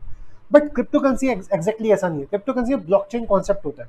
ब्लॉकचेन कॉन्सेप्ट होता है मतलब अगर एक ए इंसान बी इंसान को पेमेंट करना चाहता है तो वो उसका एड्रेस मांगेगा, किस पते पे, किस नंबर पे, किस आईपी एड्रेस पे, किस नंबर पे तेरे को पैसा भेजूं, बिटकॉइन भेजूं। तो अगर वो यहाँ से वहाँ भेजता है तो इस बीच काफ़ी सारे सर्वर लगे हुए हैं, पहले क्या था, सिर्फ एक सर्वर था पेटीएम का, पहले क्या था, सिर्फ एक सर्वर था बैंक का, जो डिसाइड करता था पैसा कटा पैसा पहुंचा। लेकिन क्रिप्टो करेंसी मतलब क्या? क्रिप्टोग्राफी मतलब एनकोडिंग। मैं कुछ भी भेज रहा हूँ, अगर मैं 1 2 3 4 भेज रहा हूँ तो वो एनकोड होगा, वो हैश परसेंटेज एल्गोरिथम में कुछ एक कोड बनेगा और वो कोड यहाँ से वहाँ ठहरेगा। उस कोड में सब कुछ लिखा होगा कि ऋषभ गौर को बिटकॉइन कहाँ से मिला था, ऋषभ गौर को बिटकॉइन किस एड्रेस से मिला था, अब करंटली ऋषभ गौर के पास है, ये ऋषभ गौर के सिग्नेचर है, मतलब पिन नंबर है, पासवर्ड है। अब ये इसके एक एल्गोरिथम बनेगी, इसका एक कोड बनेगा और ये कोड मल्टीपल सर्वर के पास पहुंच जाएगा, ये मल्टीपल सर्वर इसको डीकोड करेंगे। डीकोड मतलब एनक्रिप्ट करेंगे, एनक्रिप्ट जो था उसको डिक्रिप्ट करेंगे, उसको अंडरस्टैंड करेंगे कहाँ से पेमेंट आई थी, किसको पेमेंट मिली, पब्लिक की लगी है, पब्लिक की, प्राइवेट की, ये सब पढ़ेंगे, कहीं आगे पढ़ेंगे। एकदम से सारे कॉन्सेप्ट एकदम से नहीं पढ़ सकते। किसने कोई की मतलब कोई साइन लगाया, पिन नंबर डाला, वो पैसा यहाँ आया, तो पूरा चेन रिकॉर्ड हो रहा है कि ऋषभ गौर को यहाँ से मिला था, ऋषभ गौर इसे यहाँ भेजा है। अब जो भी सर्वर, अब इतने सारे सर्वर काम कर रहे हैं, जो भी सर्वर इस ट्रांजेक्शन को अप्रूव करेगा कि तुम्हारे यहाँ से पैसे कट गए और इसके पास पैसे पहुंच गए, और वो एल्गोरिथम में रिकॉर्ड हो जाएगा कि सबसे पहले दिया था इंसान एक्स ने पैसा वाई को, वाई ने दिया था जेड को, जेड ने दिया ए को, ए ने दिया बी को। ये सारी चेन, ये पूरा चेन रिकॉर्ड हो रहा होगा कि सबसे पहले बिटकॉइन कहाँ से शुरू हुआ था, किसको मिला, किसको, ये इसी पूरी चेन को कोडिफाई डिकोडिफाई करते हैं। ये कौन? Data miners. ये जो सर्वर है इन्हें हम डेटा माइनर बोलते हैं। ये डेटा माइनिंग करते हैं, क्या कोड था, क्या कोड का लगा, किस एड्रेस से पहुंचा, अब कहाँ जा रहा है, हाँ उसके पास पहुंच गया, नोटिफिकेशन आपका बिटकॉइन हमने उसके पास भेज दिया, आपका बिटकॉइन मिल गया। ये सारी कोडिंग डिकोडिंग ये सर्वर करते हैं।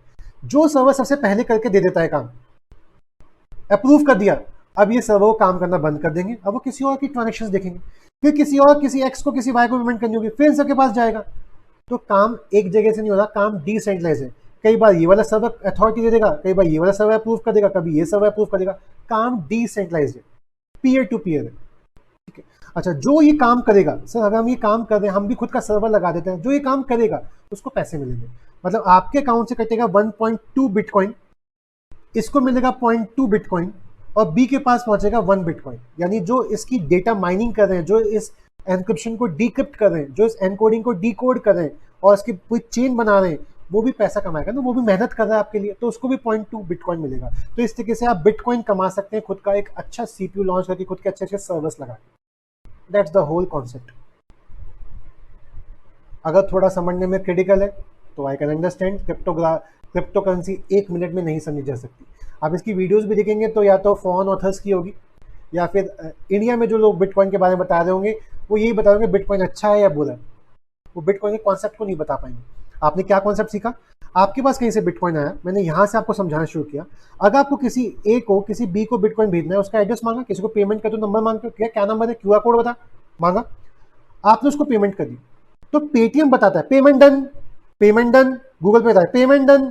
तो वहाँ पे कोई सेंट्रल अथॉरिटी जो डिसाइड करती है पेमेंट यहाँ से वहाँ कट के पहुँच गई है, लेकिन यहाँ पे कोई सेंट्रल अथॉरिटी नहीं है, यहाँ पे बीच में कई सारे सर्वर लगे हैं। जैसे ही आप किसी को पेमेंट करेंगे, ये सारी इंफॉर्मेशन इस सर्वर फैच कर लेंगे, और जो सर्वर सबसे पहले काम करेगा, कोड को डी कोड करके, एनक्रिप्शन को डी एनक्रिप्ट करके, उसकी जो वेरिफिकेशन चेन को एनालाइज करेगा और बताएगा कि हाँ ये पैसा बीकेएस पहुंच गया है, वो वाला सर्वर डेटा माइनर कहलाता है। वो सर्वर भी कुछ कमाएगा इस प्रोसेसिंग के, इस कैलकुलेशन की। यानी किसी सर्वर एक पे काम डिपेंड नहीं करता, मल्टीपल सर्वर पे काम डिपेंड करता है। कई बार सर्वर ये काम करे, कई बार ये, कई बार ये, कई बार वो। इसका फायदा क्या, क्रिप्टो करेंसी का फायदा क्या है, बात को समझेंगे। अगर एक बंदा मिस्टर ए मिस्टर बी को पेमेंट कर रहा है पेटीएम के माध्यम से, और किसी ने पेटीएम हैक कर लिया, किसी ने बैंक का सर्वर हैक कर लिया, सब गया।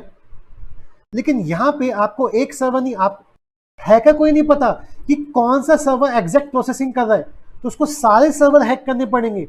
एंड सारे सर्वर मतलब लाखों सर्वर हैं, लाखों सर्वरों को एक साथ हैक कर पाना इम्पॉसिबल टास्क है अभी के लिए। तो आपको 1 लाख लोग लगाने पड़ेंगे हैकर, तो इतना आसान टास्क नहीं है। यानी क्रिप्टो करेंसी को तोड़ पाना, पैसा कहाँ से चल, ये सारी एल्गोरिथम मेंटेन होगी, पैसा कहाँ से चला, कहाँ पहुंचा, ये सब आप चेक कर सकते हो। ये सब आपको देखने को मिल सकता है blockchain.com वेबसाइट पे। यहाँ पे आपको पूरी चेन देखने को मिलेगी, जैसा बता रहा है कि पहले ये प्राइस था, गिर के ये हुआ, फिर वो गिर के ऊपर ये पहुंच गया। लेटेस्ट ट्रांजेक्शंस क्या होंगे, अभी 8 मिनट पहले, ठीक है, पूल इन माइनर, ये माइनर है जिसने उसको ये लिखा ना माइनर, ये पूल इन माइनर जिसने 8 सेकंड पहले अभी इतने बाइट का जो एनक्रिप्शन था उसको कोडिफाई किया। ये हैश है 10:02, अभी जो 10:02 हो रहे हैं, इतना अमाउंट ऑफ बीटीसी अभी जो चेंज हो गया, देखो 10:02 पे ये हैश है, ये एल्गोरिथम लगा के इस टाइम पे इतने अमाउंट, ये देखो पावर चेंज हो रहा है, इतने अमाउंट का बीटीसी, इतने डॉलर का अभी हमने ट्रांजेक्शन चेंज की, ये सारी ट्रांजेक्शन आपको दिखाएगा। तो ये ओपन सोर्स है, कोई भी जान सकता है कि कितना बिटकॉइन अभी किस दाम पे चल रहा है। अभी लास्ट देखो सारे के साथ 10:02 पे, मैं अभी 10:02 पे रिकॉर्डिंग कर रहा हूँ, 10:02 हो रहे हैं अभी, तो 10:02 पे सोचो कितनी सारी ट्रांजेक्शन हुई पड़ी है, कितने डॉलर की ट्रांजेक्शन अभी करंटली हुई पड़ी है। समझ पाए हो कुछ चीज़ों को, नहीं समझ पा रहे, वी ऑल ब्लॉक्स। अभी देख पा रहे हो कि माइनर, ये पूल इन माइनर ने किया है, ये अननोन माइनर है, ये F2 पूल ने किया है, ये एंट पूल ने किया है, ये वाया BTC किया है, F2 पूल ने वाया BDC। आप समझो अलग अलग सर्वर अलग अलग प्रोसेसिंग कर रहे हैं। इतने बाइट का जो बाइट मतलब क्या होता है पता है ना, बाइट भी नहीं पता आपको। कोई भी चीज़ जो कंप्यूटर में लिखी जाती है, अगर मैं लिख रहा हूँ A, तो कंप्यूटर में कोई भी चीज़ जो लिखी जाती है CPU को वो समझ आता है बाइट्स में, ठीक है। 10100001 यानी 0101 से 8 बाइट मिला के, तो 8 बिट्स मिला के एक बाइट बनता है। ये 1010 to be called as bits, 8 bits मिला के एक बाइट बनता है, और एक बाइट से एक कैरेक्टर डेवलप होता है। तो आप देख पाते हो क्या कह रहे हैं कि उसने जो कोड किया, उसने जो कोड बनाया, कोड वो 354043 बाइट्स का था। मतलब इतने सारे अक्षर यूज हुए थे उसको कोडिफाई डीकोडिफाई करने में।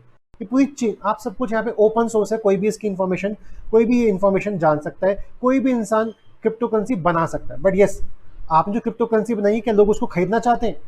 एलॉन मस्क से टाइप करवा दो ट्विटर पे ऋषभ गौर का बिटकॉइन, तो लोग खरीदना बेचना शुरू कर देंगे, बिकॉज अगर एलॉन मस्क ट्रस्ट करता है तो आप भी खरीदोगे उस शॉप को। What is crypto currency? Crypto currency एक अनदर इलेक्ट्रॉनिक पेमेंट मेथड है जो बहुत ट्रेंड में है आज के टाइम पर।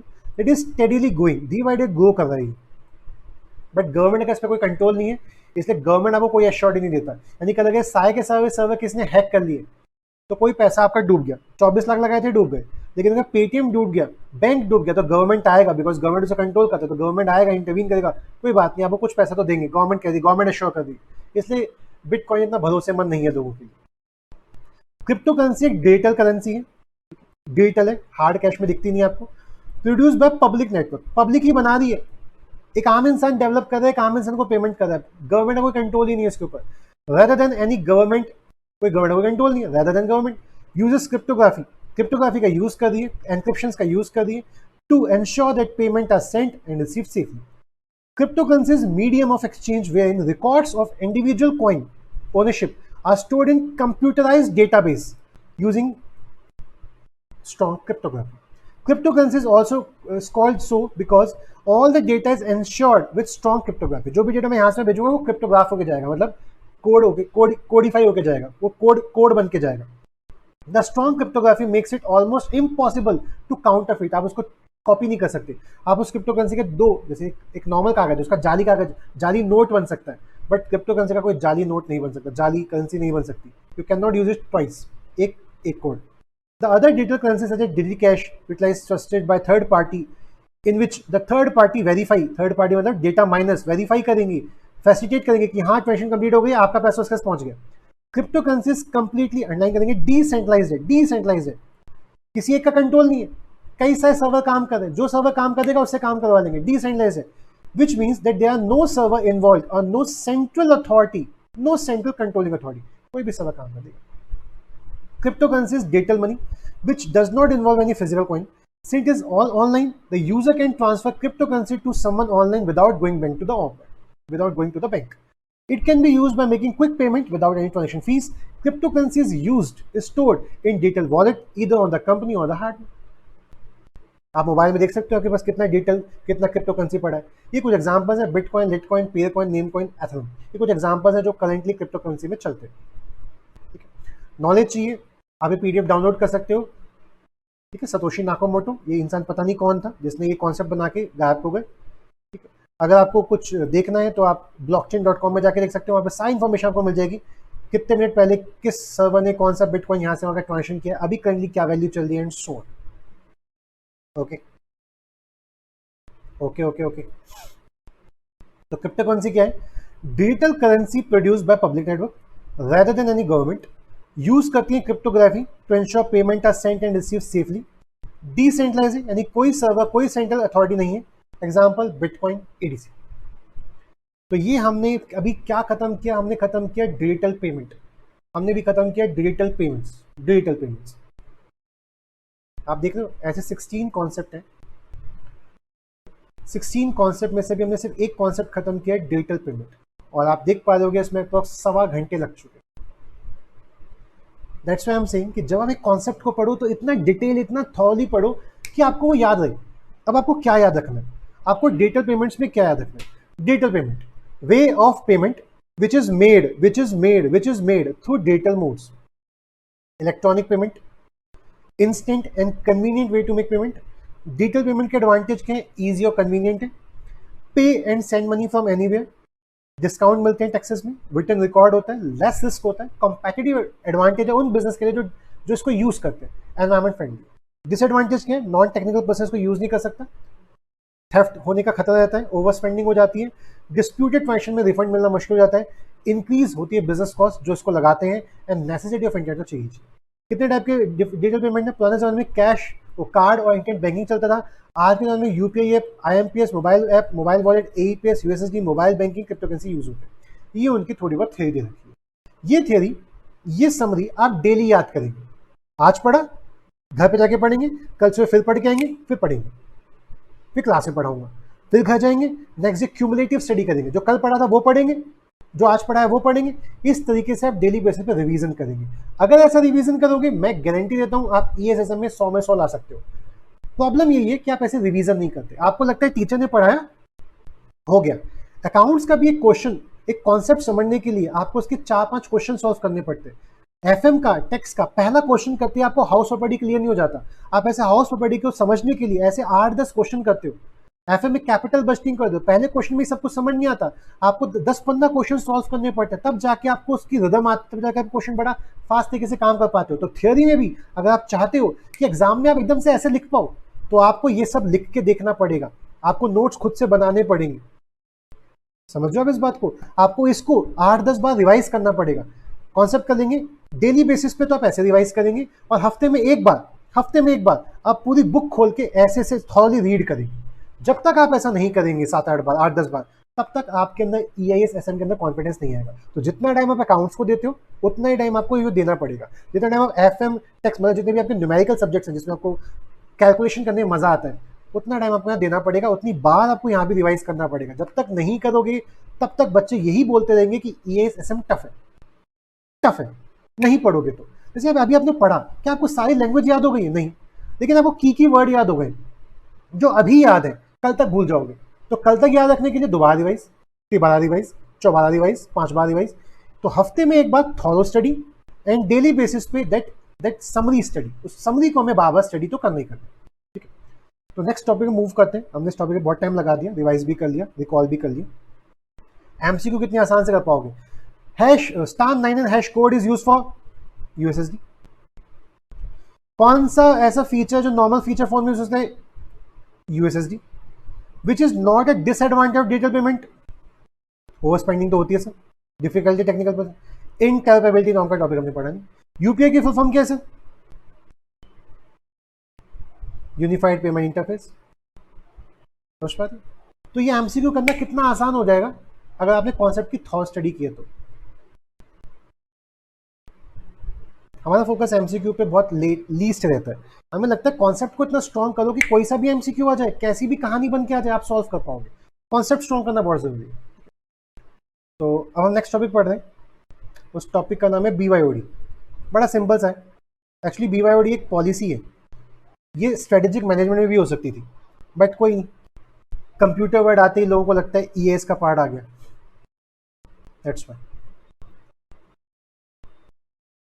Okay, question number 43, page number 256। Topic का नाम है BYOD। टॉपिक का नाम है BYOD। तो BYOD के अंदर क्या पढ़ना है? BYOD का advantage, disadvantage. What is BYOD? BYOD है क्या? Bring your own device. अपना डिवाइस लेके आओ भाई साहब, अपना डिवाइस लेके आओ। यानी कंपनी क्या कह रही है, बात को समझेंगे। पहले मैं कंपनी में काम करता था, मैं अपना मोबाइल फोन लेके जाता था और कंपनी मुझे अपना मोबाइल फोन और थमा देती थी कंपनी के अंदर। कहती थी इससे तो तुम अपना काम करते हो ना, इससे तो तुम गर्लफ्रेंड से चैट करते हो, अब इस फोन से तुम कंपनी का काम करना। ओके ओके, मैं कंपनी का काम करूंगा। अब देखो जो कंपनी का फोन मिला ये थोड़ा टैबलेट फॉर्मेट में फैबलेट है, तो इस पर टाइप करना थोड़ा अलग हाथ चलेंगे, इस पे स्पीड अलग होगी। हाँ हाँ, आप समझो, बार बार फोन को स्विच करने में मेरी एफिशिएंसी खराब हो सकती है।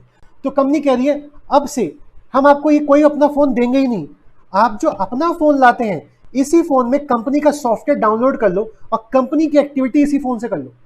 Bring your own device. घर से खुद का लैपटॉप लाओ, खुद आपके लैपटॉप में ही कंपनी का सॉफ्टवेयर चलेगा। कंपनी का अलग से अपना कोई लैपटॉप नहीं देगी, कंपनी अलग से कोई मोबाइल फोन नहीं देगी। That's the concept BYOD। तो बहुत बार इस पर क्वेश्चन आ चुके हैं, 3 अटेम्प्ट में इसमें क्वेश्चन आ चुके हैं। BYOD के हमें एडवांटेजेस बताओ, BYOD के हमें रिस्क बताओ। फुल फ्लेज क्या होगा? Every business decision is accompanied with lots of threads, so is BYOD program. तो ब्रीफली आप एरियाज बताएंगे कौन कौन से वो रिस्क हैं जो BYOD ने क्लासिफाई किए हुए। अच्छा, BYOD में रिस्क हैं वो एक थियोरी के थ्रू आए थे। गार्टनर अंकल ने सर्वे किया था, उन्होंने बताया कि अगर आप कंपनी में bring your own device concept लगाते हैं, एम्प्लॉय से कहते हैं घर से लाओ अपना डिवाइस, तो उसमें फिर कुछ रिस्क आ सकते हैं। तो क्वेश्चन सीधे ये भी आ सकता है गार्टनर सर्वे के अकॉर्डिंगली BYOD के थ्रेट्स क्या है। तो गार्टनर कौन है आपको पता है, आपने पढ़ लिया, बट गार्टनर अंकल है जिन्होंने कॉन्सेप्ट बताया कि BYOD के थ्रेट्स क्या क्या है। ओके, BYOD मतलब कॉन्सेप्ट बड़ा सिंपल है। BYOD मतलब it is a business policy है, बिजनेस की पॉलिसी है कि वो एम्प्लॉय अलाउ कर रही है अपने एम्प्लॉयज को कि घर से अपना डिवाइस लेके आओ, अपने स्मार्टफोन, अपने लैपटॉप लेके आओ, ताकि आप उसमें बिजनेस काम कर सको, कंपनी का काम घर के लैपटॉप में कर सको। अब कंपनी आपको अलग से, अब आपको 2-2 लैपटॉप, 2-2 मोबाइल फोन कैरी करने की जरूरत नहीं है। इट मीन्स एम्प्लॉय को वेलकम किया जा रहा है कि वो तो अपना पर्सनल डिवाइस यूज कर, अपने खुद के लैपटॉप मोबाइल फोन यूज कर to connect to the corporate network and to access information and application. Sir इसके फायदे क्या हैं? सीधे सीधे इसके फायदे क्या हैं सर? पहला है हैप्पी एम्प्लॉय। एम्प्लॉय हैप्पी क्यों है? घर पे जाके इसको चार्ज करना पड़ रहा है, ऑफिस में आके इसको चार्जिंग पे लगाना पड़ रहा है, फिर इसको भी, और फिर इस पे काम करो। गर्लफ्रेंड का मैसेज कंपनी का काम, गर्लफ्रेंड का मैसेज कंपनी का काम, 2-2 चीज उठा के चलनी पड़ती है। अरे यार कहीं बैठा, दोनों फोन रखे, एक फोन था, अरे वो फोन तो है क्या, अरे अरे। तो दो दो फोन कैरी करना, दो दो लैपटॉप कैरी करना आसान टास्क है, मुश्किल टास्क है? सब बहुत ही मुश्किल टास्क है। एम्प्लॉय खुश, मैं अपना लैपटॉप लाऊंगा, उसी में कंपनी का भी काम कर लूंगा, मुझे अलग से कोई सॉफ्टवेयर लेने की जरूरत नहीं, अलग से कोई हार्डवेयर लेने की जरूरत नहीं। तो employees love to use their own device when at work. This also reduce कर देता है the number of devices an employee has to carry. अब एम्प्लॉय को ज्यादा डिवाइसेस कैरी करने की जरूरत नहीं है, otherwise he would be carrying his personal as well organization provided device. दो अब बताओ, इस कॉन्सेप्ट में कुछ था, इसको आपको याद करना पड़ा, ऐसे थोड़ी ना याद करोगे। Employee love to use their own device, employee love to use their own device, this device also reduce the number of, ऐसे थोड़ी ना याद करना है। अगर आपको कोई कॉन्सेप्ट इजी लैंग्वेज में समझ आया तो आप उसको इजीली लिख के भी आ सकते हो। इंग्लिश पढ़ी है ना आपने, सीबीएसई से पढ़े हो आप 12th तक, तो आपको इंग्लिश में सेंटेंस मेकिंग तो आती है। तो कॉन्सेप्ट क्या, हैप्पी एम्प्लॉय। एम्प्लॉय हैप्पी कैसे रहेगा, बिकॉज एक जमाने में एम्प्लॉय अपना भी फोन लाता था, एम्प्लॉय का भी, कंपनी का भी फोन लाता था, उसको दोनों फोन रिचार्ज करने पड़ते थे, वो चार्ज करने पड़ते थे, उसको दोनों फोन कैरी करने पड़ते थे। अब अगर एम्प्लॉय अपना ही फोन पे कंपनी का काम कर लेगा तो वो खुश रहेगा, उसको अच्छा लगेगा, बिकॉज अब उसको दो फोन कैरी करने की जरूरत नहीं है। यही तो बताया है, इसको कैसे भी लिख दो। तो बच्चे पूछते हैं कई बार, सर हम खुद की लैंग्वेज में लिख दें। खुद की लैंग्वेज में लिख सकते हो, एग्जैक्ट वर्ड टू वर्ड आप लाइन वैसे भी नहीं कर सकते, बट हाँ समझ गए ना क्या लिखना है। लिखना ये है कि एक इंसान पहले दो फोन कैरी करता था, तो उसका जो कैरी करने के जो आइटम्स है, डिवाइस है, वो कम हो गए, जिसकी वजह से ही feel happy. Point number 2, IT के बजट्स कम हो जाएंगे। पूछो क्यों। पहले कंपनी को एक, भैया मेरे को 100 मोबाइल फोन 100 लैपटॉप दो ताकि मैं अपने एम्प्लॉइयों को दे सकूं। तो 100 लैपटॉप का खर्चा, 100 मोबाइल फोन का खर्चा कितना बढ़ जाएगा। It could involve financial savings of the organization. अगर आप BYOD कॉन्सेप्ट लगा दोगे तो एडवांटेज क्या है, it could help financially to saving the organization resources. तो कंपनी के पास 1 करोड़ रुपए था जिससे आपने मोबाइल फोन लैपटॉप खरीद के एम्प्लॉय को दे रखे थे, वो 1 करोड़ बचेंगे, और इस 1 करोड़ से कुछ नया करते हैं ना। Since employee would using the devices they already possess, so this reducing the outlay मतलब व्यय, खर्चा of the organization in providing devices to employee। तो ऑर्गेनाइजेशन को पैसा रिड्यूस हो जाएगा, खर्चा बच जाएगा, जो व्यय जो खर्चा हो रहा था वो कम हो जाएगा, रिड्यूस हो जाएगा, बिकॉज एम्प्लॉय अपना मोबाइल फोन ला रहे हैं। तो आईटी के जो बजट है वो कम हो जाएंगे। पहले आईटी का बजट बनता 5 करोड़ का, अब आईटी का बजट बनेगा 3 करोड़ का, बिकॉज 2 करोड़ तो हम तुम्हें एसेट्स खरीदने के लिए देते थे, एसेट तो एम्प्लॉय खुद ला रहे हैं, तो अब तुम्हें सिर्फ 3 करोड़ में अपना खर्चा चलाना, बिकॉज 2 करोड़ खर्चा तो तुम्हारा है भी नहीं। Early adoption of new technology. Company थोड़ी कंजूस होती है, हर कंपनी कंजूस होती है। बात को समझिए, ठीक है। तो मैंने बात को समझेंगे, बहुत रियलिस्टिक एग्जांपल दे दूं, आपको लगेगा कि क्या एग्जांपल दिए, थोड़ा रियलिस्टिक लाने के लिए आशीष काला सर को यहाँ पे इन्वॉल्व कर लेते, ठीक है। आशीष काला सर को इन्वॉल्व करते हैं, ठीक है। तो आशीष काला सर एक कंपनी चला रहे हैं, कंपनी का नाम है आईजीपी। आपके मन में मुस्कान आएगी, आशीष सर अगर आप भी देख रहे हो तो आप भी प्लीज इस बात को रिलेट करना, ठीक है। अब मैंने आशीष सर से बोला, सर आपने हम टीचर्स को बच्चों की क्वेरी सॉल्व करने के लिए ये वाला मोबाइल फोन दे रखा है। सर इस मोबाइल फोन में सिर्फ 8 GB की मेमोरी है। सर आशीष सर आपसे बात करूंगा, सर इस मोबाइल फोन में सिर्फ 8 GB की मेमोरी है, यानी जब बच्चे ज्यादा चैटिंग करते हैं, सर ये क्वेश्चन का आंसर बता दो, सर इस क्वेश्चन का आंसर बता दो, उनको PDF फाइल भेजता हूँ, कुछ क्वेश्चंस भेजता हूँ, कुछ टेस्ट सीरीज भेजता हूँ, तो ये भेजने में मोबाइल फोन भर जाता है और कहता है मुझे फॉर्मेट मारो, मुझे तो मुझे फॉर्मेट मारना पड़ता है। जो पुरानी चैट है वो डिलीट हो जाती है, तो डेटा इसमें ज्यादा लॉन्ग टर्म तक रखा नहीं आता। सर अब हमें एक ऐसा फोन ला के दीजिए, जिसमें 54 GB स्पेस हो। सर पुराना से पुरानी चैट भी उस फोन में पड़ी हुई है, 2 साल तक पुराना बच्चों का डेटा इसमें पड़ा हुआ है, वहां तो हर 6 महीने फोन को फॉर्मेट मारना पड़ता है। एक नया फोन दिला दो सर।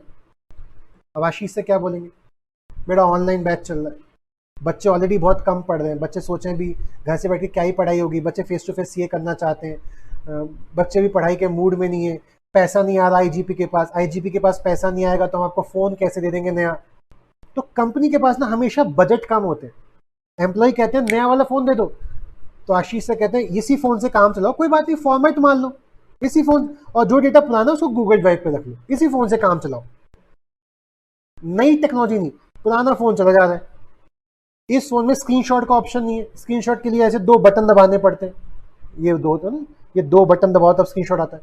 नए फोनों में ऑप्शन होता है, टच किया स्क्रीनशॉट ले लिया।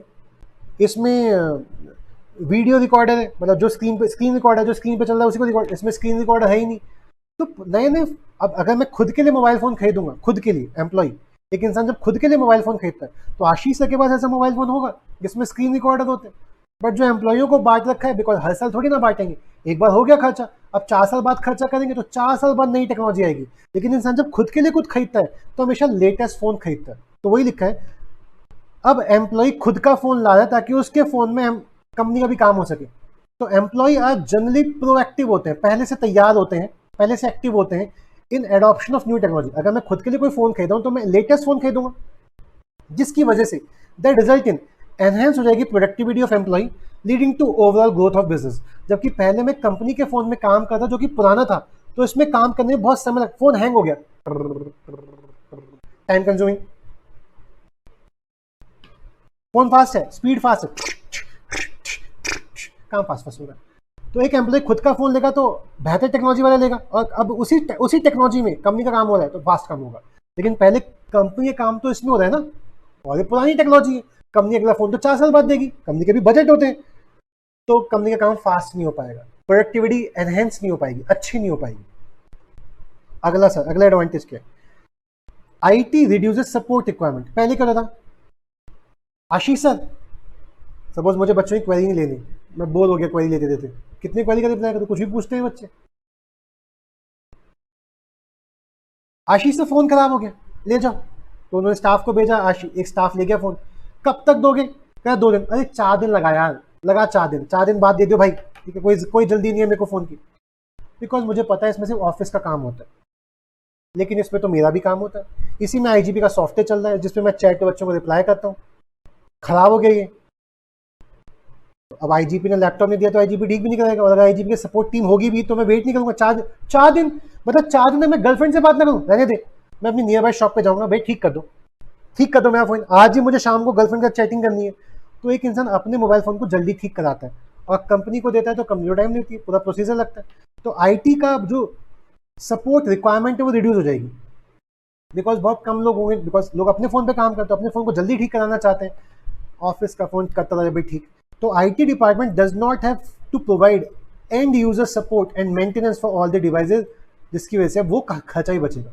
अब एक एम्प्लॉय कंपनी के पास जा ही नहीं रहा ठीक कराने के लिए, खुद से ठीक करा रहा है अपने मोबाइल के चक्कर में, तो कंपनी का वो खर्चा भी बचेगा। इंक्रीज हो जाएगी एम्प्लॉय की एफिशिएंसी, बिकॉज अब मुझे इसी फोन पे स्पीड रखनी है, ऑफिस का काम गर्लफ्रेंड से चैटिंग, ऑफिस का काम गर्लफ्रेंड, हाथ सेट है, गर्लफ्रेंड से चैटिंग, ऑफिस का काम, गर्लफ्रेंड से चैटिंग, ऑफिस का काम, स्पीड में वेरिएशन आ सकती है, बिकॉज इसमें टाइप करना little bit difficult in comparison to this. दोनों में आपको कंपैटिबिलिटी बैठाना थोड़ा मुश्किल होता है, लेकिन एक ही डिवाइस पे सारा काम कर दो, स्पीड फास्ट हो जाती है। The efficiency of employee is more when the employee work on his or her own devices. In an organization provide devices, employee have to learn उनकी टेक्नोलॉजी और अपनी टेक्नोलॉजी अलग से। पहले पुराना काम भी सीखूं, नया भी सीखूं। अबे नई टेक्नोलॉजी आ चुकी है तो नए पे नई पुराना दे रखा है, पहले पुराने के हिसाब से काम करो फिर नए के हिसाब से काम करो, तो वो कम हो जाएगा, तो आपकी एफिशिएंसी बढ़ जाएगी, बिकॉज आप खुद के ही फोन पे काम कर रहे हो। तो इसी को हम समराइज फॉर्मेट में देख लेते हैं। BYOD एक बिजनेस पॉलिसी है जो अलाउ कर रही है एम्प्लॉय को कि अपना खुद का कंप्यूटर ले आओ बिजनेस का काम करने के लिए। एडवांटेज क्या है? हैप्पी एम्प्लॉय, क्यों? बिकॉज रिड्यूस हो जाता है number of devices employee has to carry. IT का बजट कम हो जाता है बिकॉज अब आपका खर्चा कम हो चुका है, अब आपको एम्प्लॉय को डिवाइसेस नहीं देने पड़ेंगे। एम्प्लॉय खुद से प्रोडक्टिव होता है, इसलिए early adoption of new technology आ जाती है। कॉस्ट कम हो जाती है बिकॉज कॉस्ट सेव हो रही है, मतलब सब रिड्यूस करना पड़ेगा आपको सपोर्ट, बिकॉज वो आपके पास आएगा नहीं, तो आपकी कॉस्ट सेव हो रही है, पैसे यूज कहीं और करो। एम्प्लॉय की एफिशिएंसी बढ़ जाएगी बिकॉज एम्प्लॉय अपनी मोबाइल फोन में कंपनी का भी काम कर रहा है, अपना भी काम कर रहा है, उसको 2 अलग अलग डिवाइसेस की टेक्नोलॉजी सीखने की जरूरत नहीं है। गार्टनर अंकल के अकॉर्डिंगली क्या क्या डिसएडवांटेज है? तो disadvantage number 1 according to Gartner survey, पहला है नेटवर्क रिस्क। नेटवर्क रिस्क, बात को समझेंगे। मैं कंपनी का मोबाइल फोन लेके कंपनी में घुसा, कंपनी में बैठा हुआ हूं, इस फोन में वाईफाई का पासवर्ड सेट होगा, इस फोन में वाईफाई का पासवर्ड सेट होगा, और फ़ोन ने जब मुझे फ़ोन दिया होगा तो इसमें एनक्रिप्शंस लगा दी होंगी कि मैं खुद वाईफाई का पासवर्ड नहीं देख सकता।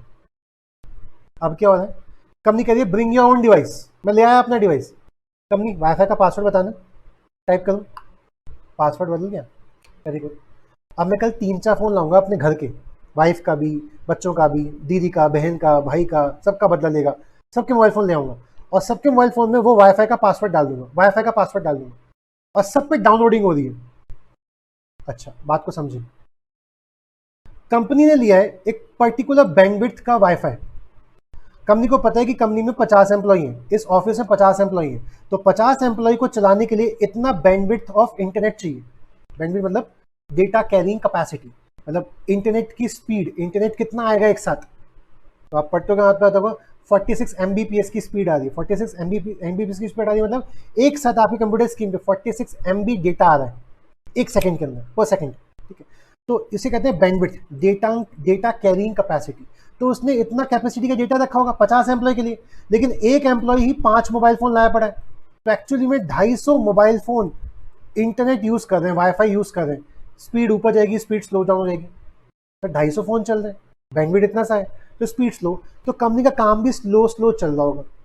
ऐसा क्यों हो पा रहा है? बिकॉज कहीं ना कहीं, पहला पॉइंट कहीं ना कहीं लिंक है, बिकॉज कंपनी की जो इम्प्लीमेंटेशन पॉलिसी है ना, जो BYOD लगानी थी आपको, bring your own device policy जो आप लगा रहे हो, उसकी पॉलिसी स्ट्रॉन्ग रखनी चाहिए आपको, पॉलिसी स्ट्रॉन्ग रखनी चाहिए। पॉलिसी स्ट्रॉन्ग रखनी चाहिए मतलब आपने उसको ढंग से इंप्लीमेंट नहीं किया, आपको डेली बेसिस पे पासवर्ड चेंज करने पड़ेंगे, आपको चेक करना पड़ेगा 50 ही मोबाइल कनेक्टेड है ना। अगर आप ये चेकिंग नहीं करोगे, अगर आप डेली बेसिस पासवर्ड चेक नहीं करोगे, तो एम्प्लॉई 5 मोबाइल फोन लाएगा, 5 चीज़ों पर डाउनलोड कर रहा होगा, फ्री का डाउनलोड हो रहा है ऑफिस के खर्चे पे, और ऑफिस की स्पीड डाउन हो जाएगी, ऑफिस की एफिशिएंसी डाउन हो जाएगी। तो एम्प्लॉई तुम्हें इस बात का ध्यान रखना पड़ेगा। जब भी एक एम्प्लॉई घुसे कंपनी के अंदर, चेकिंग कर लो कितने मोबाइल फोन लाया, एक दिखा, उसी में पासवर्ड सेट कर दो और उसी में एनक्रिप्ट कर दो, यानी वो खुद पासवर्ड ना देख पाए। उसे पासवर्ड ही नहीं पता होगा तो वो बाकी 4 फोन में पासवर्ड को यूज नहीं कर पाएगा। तो आपको ये पॉलिसी इंप्लीमेंट करते समय, अगर BYOD पॉलिसी आप ला रहे हो, तो आपको इंप्लीमेंट करते समय इन सबका ध्यान रखना पड़ेगा। अगर आपने इन सबका ध्यान नहीं रखा तो अगेन रिस्क है आपके लिए। तो ये पॉइंट कनेक्टेड है, इंप्लीमेंटेशन से ही वो सारे पॉइंट निकल के आ रहे हैं। अगर आपका इंप्लीमेंटेशन स्ट्रांग नहीं है, ठीक है, तो क्या होगा, lack of device visibility, employee को पता ही नहीं होगा कि कितने डिवाइस कनेक्टेड है और इसकी स्पीड स्लो क्यों जा रही है। तो when company own devices are used by all employee within the organization, जब कंपनी का फोन यूज अलग से कर रहे हैं हम कंपनी के अंदर, तो मेरे इस मोबाइल फोन में तो मेरे घर का नेटवर्क चल रहा होगा, बिकॉज इसमें तो वाईफाई काम नहीं करेगा, बिकॉज एम्प्लॉय देगा नहीं, एम्प्लॉय तो सिर्फ इसमें दे रहा है वाईफाई पासवर्ड। तो organization IT practices has completely visible, तो कंपनी को पता है मैंने 50 मोबाइल फोन बांटे हैं, तो 50 मोबाइल फोन पे ही वाईफाई चल रहा होगा। इससे हम एनालाइज कर सकते हैं कितना ट्रैफिक है, कितना डेटा एक्सचेंज हो रहा है ओवर इंटरनेट। लेकिन जैसे ही BYOD पॉलिसी आई, घर का मोबाइल फोन लाओ, इसी में घर का भी काम करो, इसी में ऑफिस का भी काम कर लो, to carry their own devices, IT practices team is unaware, अब उसे पता नहीं है कि कितने मोबाइल फोन चला रहा है, उसको तो उसने ID पासवर्ड दे दिया, उसने वो ID पासवर्ड 5 मोबाइल फोन में चला रहा है। क्यों, क्या, किसके साथ जुड़ के पढ़ेंगे इस पॉइंट को, इंप्लीमेंटेशन पॉलिसी, बिकॉज आपने इंप्लीमेंट करते समय इस बात का ध्यान नहीं दिया कि डेली पासवर्ड चेक करना है, जब वाले पासवर्ड डालेंगे तो एनक्रिप्ट कर देंगे ताकि वो खुद ना दिख सके, चेक करेंगे 5 मोबाइल फोन तो नहीं लाया, चेक एनालाइज भी करते रहेंगे, 50 है, 60 कैसे चल रहे हैं, कहां चल रहा है, कौन सा वाईफाई शट डाउन कर दो, फिर रीस्टार्ट करो, पासवर्ड चेंज कर दो, फिर से वो बंद आएगा। तो ऐसे करने से ना वो इंसान 5 मोबाइल फोन पे अपना वाईफाई नहीं चला पाएगा।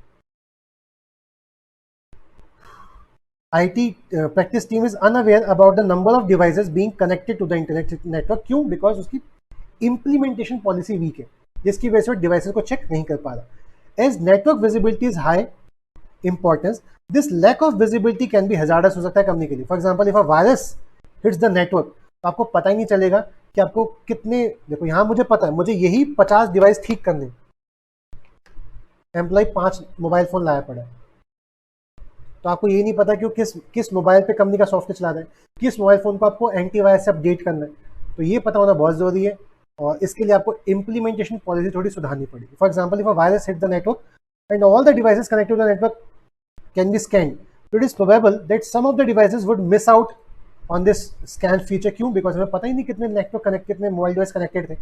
इन addition to this, the network security line become blurred and the BYOD is implemented. तो आपको इसके साथ implementation policy सुधारनी पड़ेगी। इंग्लिश में ये लिखा है, the effective implementation of BYOD program should not only cover the technical issue mentioned above, but also mandate the development of robust मतलब perfect implementation policy. Because corporate knowledge and data are the key asset of the organization. Company का जो data है, अगर ये data किसने virus hack करके चुरा लिया तो आप तो गए, आप तो डूब गए। इसलिए आपको इस फोन को भी बचा के रखना है, बिकॉज ये फोन एम्प्लॉय का है। एम्प्लॉय इसमें अपने डेटा के साथ साथ कंपनी का भी डेटा मेंटेन कर रहा है। कंपनी का डेटा अगर बाहर निकल गया तो अभी कंपनी खतरे में है। तो in the absence of strong BYOD policy would fail communicate employee expectation and thereby increase हो जाएगा chance of device misuse. In addition to this, weak policy fails to educate the user and thereby increasing vulnerability to the above mentioned threat. तो ये कुछ नया point नहीं कहता, ये ऊपर के थ्रेट्स की बात करता है। दूसरा थ्रेट क्या है सर? डिवाइस रिस्क, यानी लॉस ऑफ डिवाइस। मेरा मोबाइल फोन है, ऑफिस का मोबाइल फोन था, ऑफिस ये लो अपना मोबाइल फोन, मैं घर जा रहा हूँ, टाटा बाय बाय। मेरा मोबाइल फोन है, घर लेके जाऊंगा, ऑफिस का इसमें है ना, घर मैं अपनी भी तो चैटिंग करूंगा। और घर ले जाते समय अगर बीच में कहीं चोरी कर लिया तो इस फोन को तो आपने ऑफिस में रख दिया था, कोई चोरी नहीं करेगा। ये फोन तो आप घर ले जाओगे ना, बीच में चोरी कर लिया तो, कंपनी का डेटा चुरा लिया तो loss. A loss of stolen device can result in enormous financial और reputation embarrassment to the organization as a device may hold sensitive corporate information. Data lost from stolen और lost devices rank as top security threat as per ranking release by cloud security alliance with ease access of company email as well as corporate internet. Company trade secret बाहर जा सकते हैं और इसका misuse हो सकता है। ये नुकसान है BYOD का। And third is application risk. Company का मोबाइल फोन था, ये सॉफ्टवेयर डाउनलोड कर रहा हूँ, एरर नहीं होगा, VPN मना कर रहा है, इसमें ये सॉफ्टवेयर नहीं डल सकता। मेरा मोबाइल फोन, मुझे सॉफ्टवेयर डाउनलोड करना है, एरर, भैया ये सॉफ्टवेयर डाउनलोड नहीं हो रहा। शादी.com, शादी करनी है, ये ऐप डाउनलोड नहीं करूंगा मैं, कर दो। अब शादी.com के अंदर किसने वायरस डाल रखा था जिसने मेरे कंपनी का डेटा उठा के ले लिया। अब जब भी कोई ऐप डाउनलोड करते तो पूछता है ना, मैं सारी इन्फॉर्मेशन चुरा लूंगा, फोटो उठा लूंगा, ये उठा लूंगा, वो उठा लूंगा। तो कंपनी का डेटा इसमें पड़ा है। सपोज कुछ फोटो आई थी, कुछ PDF फाइल आई थी, वो उस दूसरे ऐप ने इसी फोन से उठा ली। इस फोन में क्या था, कंपनी के फोन में क्या था, ना कोई नई ऐप आएगी और इसके अंदर डेटा है वो सिर्फ कहीं और लीक भी नहीं होगा। इसमें आपका पर्सनल डेटा भी है, पर्सनल ऐप भी है, और वो कंपनी का डेटा उठा के ले गया वहां से। एप्लीकेशन का risk. A related report revealed that majority of employees' phones, smart devices that are connected with the corporate network were not be protected by security software. आपने मोबाइल फोन में तो मैं कोई भी ऐप डाउनलोड कर लूंगा ना, और वो ऐप शायद मेरी कंपनी का डेटा चुरा रहा। With an increase in mobile usage, mobile vulnerability have increased concurrently, साथ के साथ। Organizations are not clear in deciding who is responsible for device security, organization or to user. यानी implementation policy weak है। तो policy में क्या बताओगे आप उनको लोगे भैया जब आप ऐसा कोई ऐप डाउनलोड करोगे तो आप कंपनी का जो सॉफ्टवेयर है, कंपनी का जो ऐप है, उसको लॉग आउट करेंगे। लॉग आउट करने के बाद अब वो कोई इन्फॉर्मेशन चुरा नहीं सकता। ये आपको एजुकेट करना पड़ेगा, तब जाके आपकी BYOD पॉलिसी सक्सेसफुल होगी, अदरवाइज BYOD पॉलिसी फ्लॉप हो जाएगी।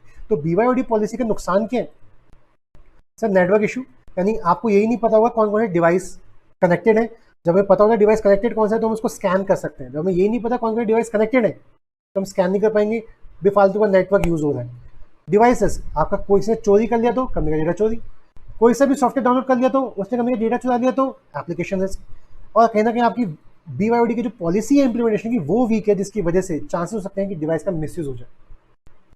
तो ये BYOD के कुछ एडवांटेज और डिसएडवांटेज।